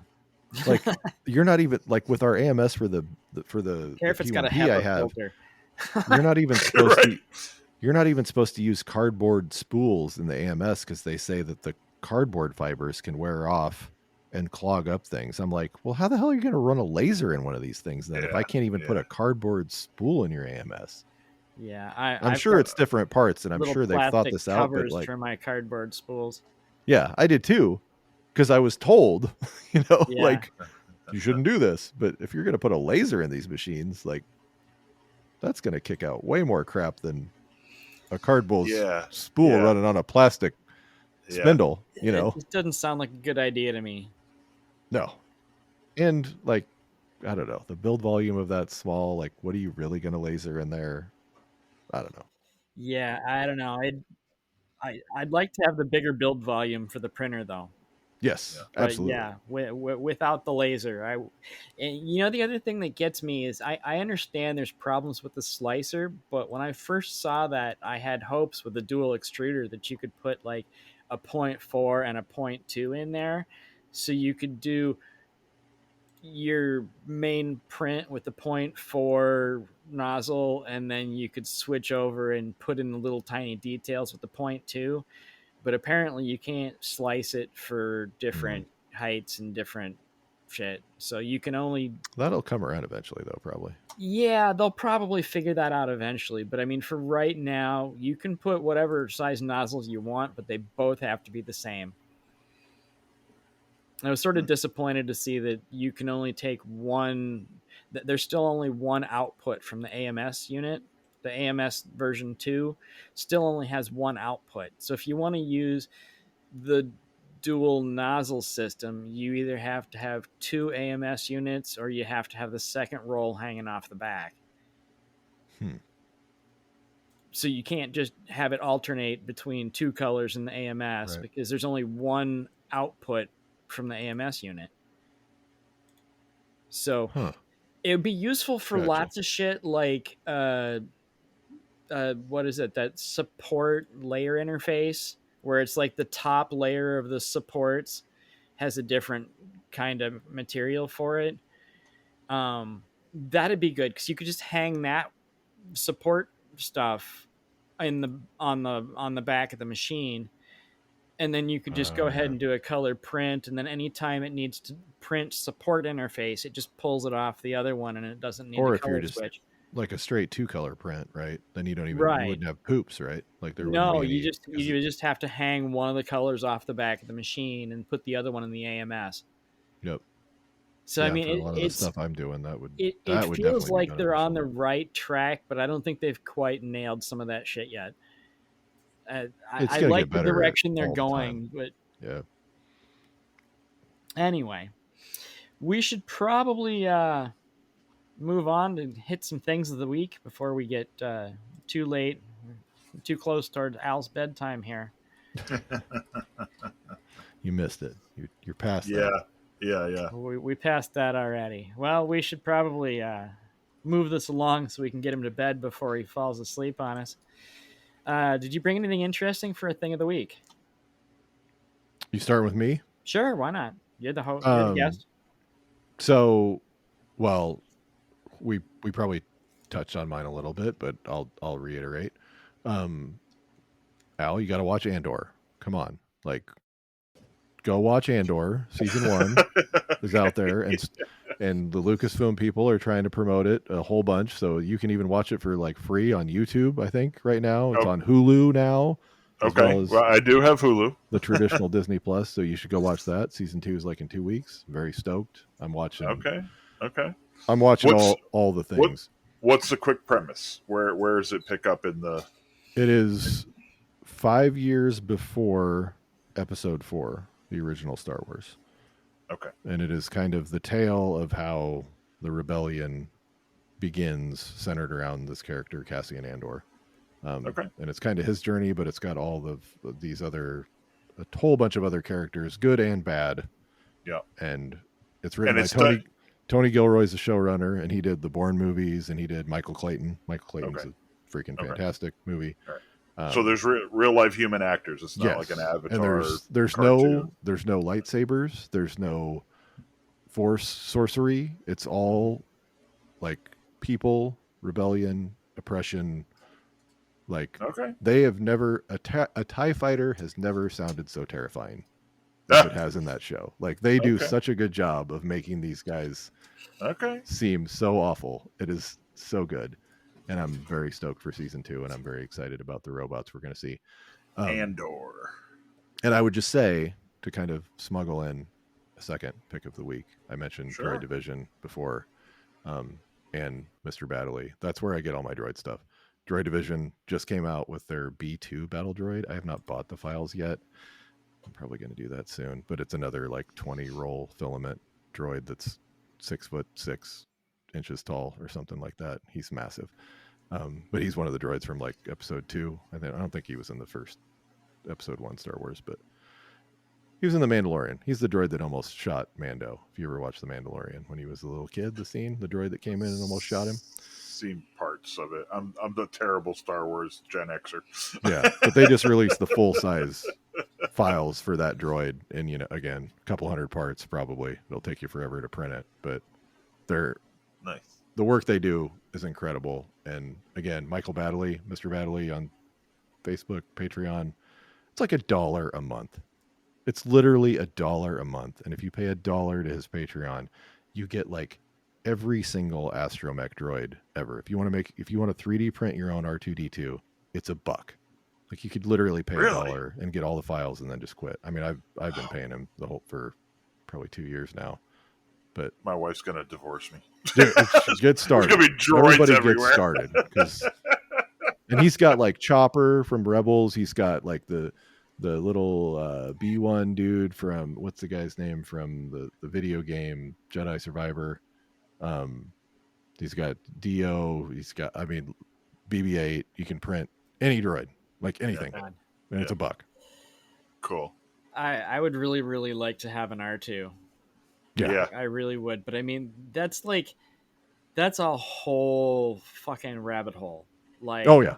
it's a huge I've printed rabbit like hole because his whole body is sitting right over there, and you his can legs, print and a his little leg tiny is like R2D2, or you can print a full scale R2D2 that moves, blinks, talks, Yeah. walks, interacts. The whole fucking. I mean, you can go all the way out and make one that does $2,000. more shit Yeah, than the like $2,000. than the screen versions did, because those were each, they had one version with the dude in it, and they had one version that did some of the other tricks, and you can have one that does everything. Yep.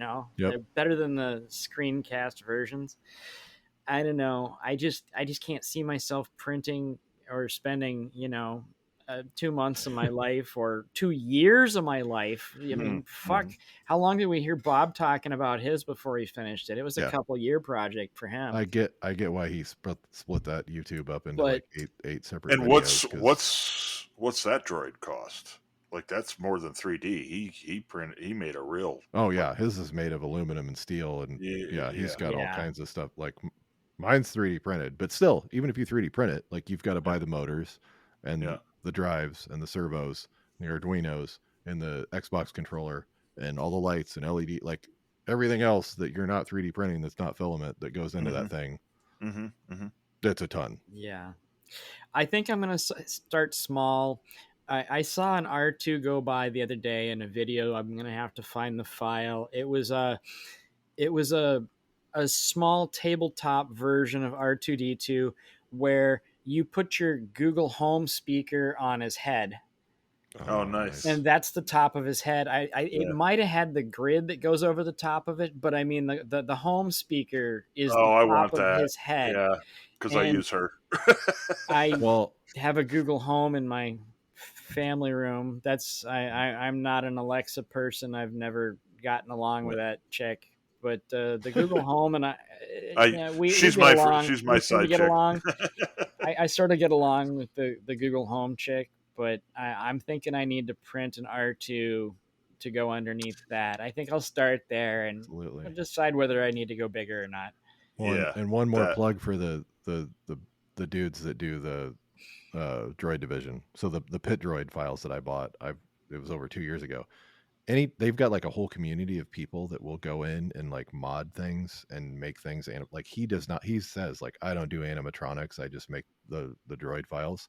Other guys go in and mod the files and make them animatronic, and then they just like, if you paid $30 for those pit droid files 2 years ago, they'll just tell you like, hey, the files have been updated, there's new files out there, just go re-download. So if you buy those files, you can go back and now like you can make his head move, you can make his arms move, you can make his hips swivel, and there's somebody that's working on the legs right now too. So Hmm. like I'm sure. it's totally incredible, and that's like all of the droids that they make, and they've designed them in a way that like I think they're I'm terrible with metric, but basically like whatever M bolts that you use to print him full size, if you print him at 50% instead, it basically just, oh, instead of M6 now use M3. Like, Oh, no so you shit. can make a Yeah, little pit nice. droid instead, and Yeah, you can use yeah, half the filament and and it still have a dude scales. that looks amazing. So And the just brilliant. hardware The still design work fits. they You do. just use hardware that's Yep. 50% scale. Yep. And That all of makes that, like, it comes with a so huge much sense. PDF that tells you how to do it and tells you Yeah, what to use, what hardware you need. It's great. I'm I'm so impressed with all this technology and everything that you guys are talking about, and I'm just sitting here like a dumbfounded. But like to hear you use technology of a captured nut, which has been around since the Ford assembly line. Yep. You know what I mean? Like the tech is like, hey, don't fix it if it don't broke. Yep. If it's not broke. Yeah, well, you can model in the hold to drop the nut into, Yeah, and yeah, it'll yeah. be right where you want it. Yep. So, Al, you got anything? I do. I've been sitting on this guy for a couple of weeks, and it's just sometimes an artist. Like I enjoy all creatives. I could look at droids, all day long. I could look at cars. I could look at paintings, whatever. But I stumbled across this guy probably a couple of years ago, and it's a huge channel. And it's not that I don't like promoting huge channels, but it's like this guy doesn't need any help. But Andrew Scott underscore art. Have you ever seen him? He basically does pencil drawings, and then he'll take like it's a like the first one is a pencil drawing of a little boy shooting a slingshot, and then he takes a nail punch and he breaks the glass in the frame, in the picture frame, so it looks like the little boy shot a rock through the picture frame. I have seen this dude. Yep. Yeah, this guy, it's incredible. Like he's got a boy fishing, and the fishing line drops off the bottom of the picture frame with a treble hook. you know, uh, and it's all like it's just the emotion coming Yeah. from the. He It's reminds him. incredible. Yeah, he reminds me of uh, Saturday Evening Post. Like you just get emotion from the picture. Like there's a guy leaning, like the frame is the picture frame is broken, leaning in on one side, and there's a guy with his back against it pushing, and you could see the anguish on the guy's face. It's just very simple and very intense, clean art, and it's just I could just doom scroll it for hours and hours and hours. So Andrew Scott underscore art on Instagram, amazing Okay. artist. I'll have to go look him up. Yeah, yeah. I also have an Instagram artist that I'd like to share for mine.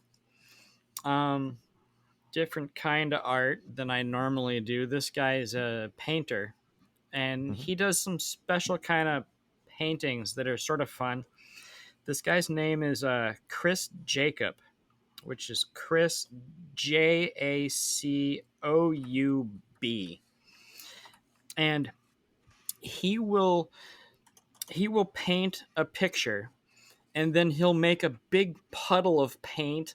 It's like he'll paint a skeleton, and then he'll make a big puddle of paint in the skull, and then he'll stand the painting up and let the shit drool down a certain amount of Mm. way, and then he'll lay it back down and let it dry that way. And Oh wow. It is just some amazing art. He's got hundreds of these damn things, and it's the water's pouring out of the earth, and the the Mm-hmm. the stuff's pouring out of the people's hearts, and there's just the way that the paint like streams out of an area because he made a puddle of it and let gravity drool Mm-hmm. it down across the outside of his painting. It's just it's really Yeah. impressive shit. Beautiful. Oh, he's Yeah, got a Darth here's. Vader. I was just gonna say he's got a Darth Vader. Yep, there Yeah, it is. this guy's amazing. Following. And Vader's got 446,000 views on it, Oh my unsurprisingly. Yeah. Wow, this is very intense. The color is amazing. I'm a Watching sucker these for things skulls drool and down and then what Yeah, they end up yeah, like, it's just super impressive shit. yeah, yeah. This is crazy. So intense. It's like you see guys like this, and it's like, yeah, I just need to sell everything I own and go be a Walmart greeter. What am Hey, I doing? you got a lot of competition these days. There's a lot of unemployed federal people that are fighting for that Walmart greeting job this month. So Oh boy. that may or may not work out for you. Wow. Yeah, who knows? Who knows? Life's crazy, right? It's something, that's for sure. Okay, here's one. Grant, what would your dream tool be if you could have any one tool delivered for free? Accessories and whatever you need. What would you pick, and what do you want to do with it? oh geez, I should have been prepared for this. I do listen to the show and I know this was coming. You know what I want? I want that freaking thing that Jimmy DeResta just got. And there you go. There's your obligatory Jimmy DeResta Oh mention my at the God, very end of the show. we almost Almost missed it. Mason. You can't have that Yeah. happen on my watch. Yeah. I want The- that thing. The plasma Like, table. oh my God. Yeah, that's That a thing big is one. like as big as my basement shop, I think. Yeah, Yeah, he could blast 1-inch carbon steel with that thing. Yeah. And I don't At, like- I don't even do metal work, but Yeah, like yeah. I would have fun with that. I would Yeah. start doing metal work. That's the thing. Like you get some of these tools and you're like, I didn't know what the hell I was doing when I got a laser, but once I got one, I went Yeah. crazy. be a metal worker the day after you got that fucking thing. Hell yeah. Yeah. I haven't seen it in person, but I was up there just before he got it, like a week before he got it. And he was like clearing room, and he was like really like a kid at a candy store, I'll bet. So to see somebody who pretty much has access to anything be that excited about something is pretty cool. Yeah. God, how did we get this far without mention? I was going to mention his name like in the first sentence too, and then you asked Yeah. me something and threw me off. But I was just going to try to get it out of the way right off the bat because that's what you guys always talk about. Hour and 46 in. Jeez.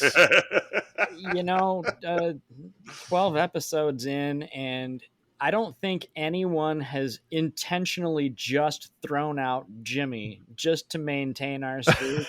He has naturally come up in every single conversation. It's just popped out of nowhere. It just spontaneously. He doesn't get far. Jimmy is just everywhere. Go ahead, show off all your Jimmy swag. Jimmy ice pick. I don't have any Jimmy swag. I've got two. I got the regular. mini, and I have that mine's knife just that you mini. held up too. Yeah, I met Jimmy a few times. yeah, he's good I've already people. got an ice pick, so I haven't been able to justify buying a second one just so it says DeResta on the side. Yeah.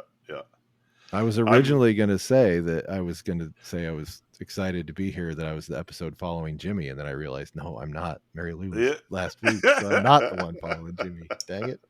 Well, not immediately following. That's all right. I'm about 20 minutes from him. We're all at least a couple so you're steps right down the behind road, him. right? Yeah. Yeah. I met him at Workbench Con. Well, Yeah. I've been there 3 years, and I think I talked to him every time I was there, so he's Yeah. great. And You talks won't to be everybody. better. Yeah. Yep. I have officially met no one from the maker community. I have never met a single person from the maker community yet, and In person. in person. Yeah, Right. yeah. I have not yet met any single person from the maker community in real life. You Well, gonna you go to know, the Midwest Maker Meetup in May? yeah, Is there You yep, gonna one? go Let me know yep. where the that's at. the Another Woodshop podcast? It's in Kansas City, isn't it? No, Omaha. Omaha, Omaha. I think it's the Hmm. 17th. I was planning on going, but now I'm unsure because of some personal things that no one else cares about. But I'm gonna try. Yeah. I'm talking to a buddy over here too about maybe riding together. So Nice. I'd like to go just because everybody does these meetups, and it's in California or East Coast or East Coast, West Coast. workbench Yeah, cons in Georgia. It's like yeah. you Yeah, live in the Midwest. It's kind of hard. Nobody I'm comes gonna out try here to to do make it one. out to Maker Camp, but that's all depending on financials and Yeah, it's a whether Well, I you lot. can don't afford to. you don't need a hotel. You can stay here. Well, that helps. And it's dirt. My brother does that haunted house, so it's like, man, I can't really just take off in October if I'm Yeah, not the best time helping to be him leaving. do that because that's like Right. It's when like we an got to make the money. yeah, it's like elves taking off on the 23rd. Yeah, exactly. Yeah. Well, we're supposed to make toys. What are you talking about? Got a party to go to. All Well, right. Grant, this has been amazing. It has been a good I time. appreciate Yeah, thank you guys so much for having the me. the Star Wars class. Yeah, you gotta continue the education, man. I'm telling you. I have Andor series written down right here. There you go. I tell On everybody, even Hulu. if you don't like Star Wars, people that On Hulu. show you will like that show. I love Star Wars. I just don't have the time to put into like my wife and I have we just recently sold our a landscape business, and like we've been looking at what takes our time up and everything like that, and we realized that we have like 6 reasonably large screen TVs in our house for 2 people, which is freaking ridiculous, and we don't ever watch TV. They Yeah. literally go on YouTube and play rain sound or ocean waves to sleep to. Like, Yeah. People always you ask know, me, like, how do you get all this stuff? Like, how do you have time for this? And I'm like, I don't watch TV. yeah, no, That's how. Just no, don't watch no, TV. it's noise. Yeah, The only time yeah, I have TV on is if it's sports, and that's just background noise. Like I'll put a yep, basketball game yep. on in the background, or football during football season, and baseball during the summer, but I don't really watch it. I just have it on for noise. I just where is it? Who won the Right there. national championship tonight, guys? I don't. That was No on idea. earlier. Yeah, yeah, yeah. That was my TV mount. I just took a 50-inch TV out of here because it didn't do anything. What are sports? Yeah, yeah, Sports balls. What's the ball? What do they do? yeah. What kind We're of gonna ball they use on that one? Yeah, some hot. We're I've gonna never play been a sports hockey guy. hoops. I'm the weird guy that likes all of it. I like sports and I like nerd stuff and I like Star Wars and comic books. For some Yeah. reason, I Hey, like all of it. But again, I just kind of keep it as just noise so I can still Yeah, focus on yeah, yeah, making yeah. the cool stuff and, build robots. Just build robots. Yeah, amazing work too. By the way, amazing work. yep. Thank you. You should be modeling commercials somewhere. Well, just wait till you see what we got coming this year. Yeah, We got some yeah, big things coming. So bigger good, robots, bigger stuff, and good stuff. like I said, we planned a bunch of stuff at my brother's haunted house, and I always do a bunch of content for him. And boy, like I said, he's kind of like the Energizer Bunny, and that's going to get a lot bigger. There's going to be some Yeah. crazy stuff happening out there. Well, the small print Digifabricator's clause, whether you know it or not, now you have to help me assemble and tune up this Nutcracker. Sure, right on. Maybe if I can sneak away in October, I could come up there for Maker Oh, Camp and that would be amazing. I've already put my brother on notice. I'm like, dude, I Yeah. can't not go to Maker Camp every year for the rest of my life. Like I'm gonna Yeah. get away for a weekend. So Yeah. Yeah. hopefully I'll try and maybe this year. I don't know. We'll see. Hey. Well, you've got to have your printer and you've got to have a lot of the pieces printed before you get there. So Yeah. Yeah. Yeah. Well, that's what I got to tell my wife. We got to get the printer now because it's Yeah. going to take till Christmas to make it.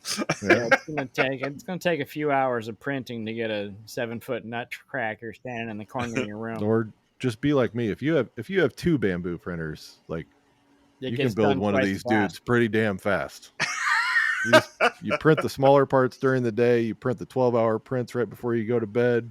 Yeah. You yeah. can knock them out pretty quick. Nice. Yeah. And that's 100 hours, 150 hours. Oh God, I have a spreadsheet somewhere. I did actually track how long it takes to Yeah. print one of those. And someday You there's should- going to be a YouTube video. Like I said, I was gonna say you should post that. Yeah. I'm so far behind on the YouTube videos, but that's going to be coming soon. And I know that's the first What's question YouTube? usually. Oh What's yeah, I YouTube? Yeah. remember I used to post there. I was Yeah. gonna say Well, they're I'm the way only ones behind. that pay me any freaking money, so I'm going to try to post my. I'm pushing my focus back to that, away from Instagram, because Yeah. I made I've never got Google my paid 1,000 me money followers. last They year. don't pay me either. Yeah. Well, I had one video take off last year, and it was the stupid pumpkin video where I made pumpkins out of spray foam, Right. and it did really well during Halloween. You know that's bad for the environment, right? Oh, believe me. Well, so funny thing that I know we're way over. I'm gonna do part 2 this year, and I'm gonna go screenshot all the asshole comments that I got from that first video, Nice. and I'm gonna try to do what they said, and that's Yeah. gonna be part 2, and we're gonna That's see. awesome. And some of them will probably work, but that's Yeah. Yeah. that's Yeah. gonna be the concept for part 2 of how to make pumpkins out of spray foam. That's How awesome. to piss people off by using spray foam. I'm gonna I have love to it. remember It's that. it's if a I ever- dude. It is a social media hack. Like if you want Yeah. something to go viral, just make something out of foam. Yeah. Yeah. Well. Or laser cut something you shouldn't. Some kind of plastic. Yeah, you do shouldn't. that too. Yeah. I'm gonna yeah. laser cut. I'm gonna laser cut a pumpkin now out of foam. Oh, make a pumpkin pie. You cut it with a laser.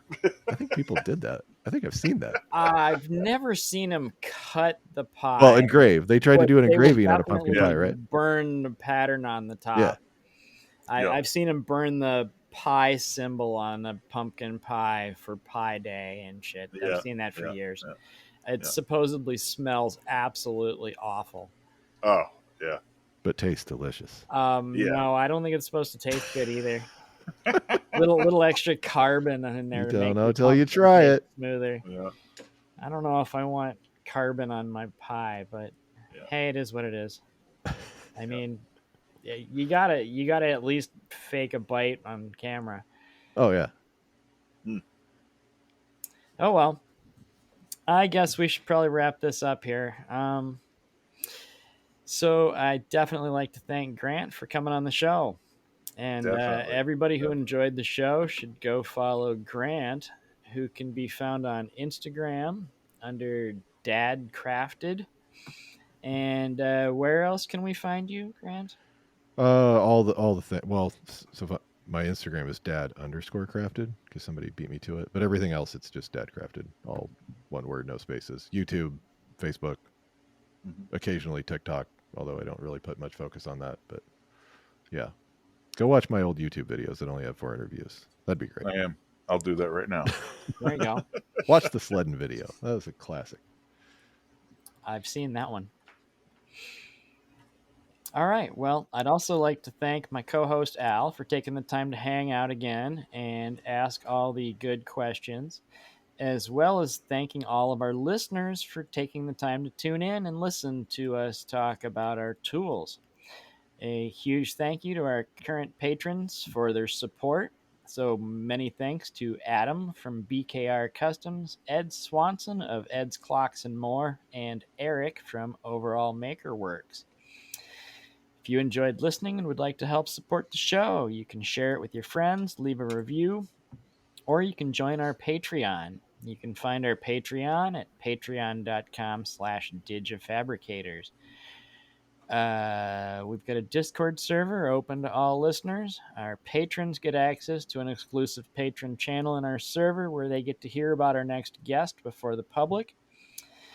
Direct links to Discord server and Patreon page are in the DigiFabricators Instagram bio, which you should also be following, which is at Digi-Fabricators. And if you or someone you know who does cool things with the digital tools, please contact us. I'm not just saying this because I feel like reading this script. We really only have so many friends to invite, and we would like some suggestions of people that we should invest in if I could talk, suggest to invite as guests so we can keep the show going. I got there. I can be found most places as a weird guy, and Al can be found under New York Woodworks, which is NY Woodworks with an X. So thank you one more time for everyone, and we'll catch you on the next episode.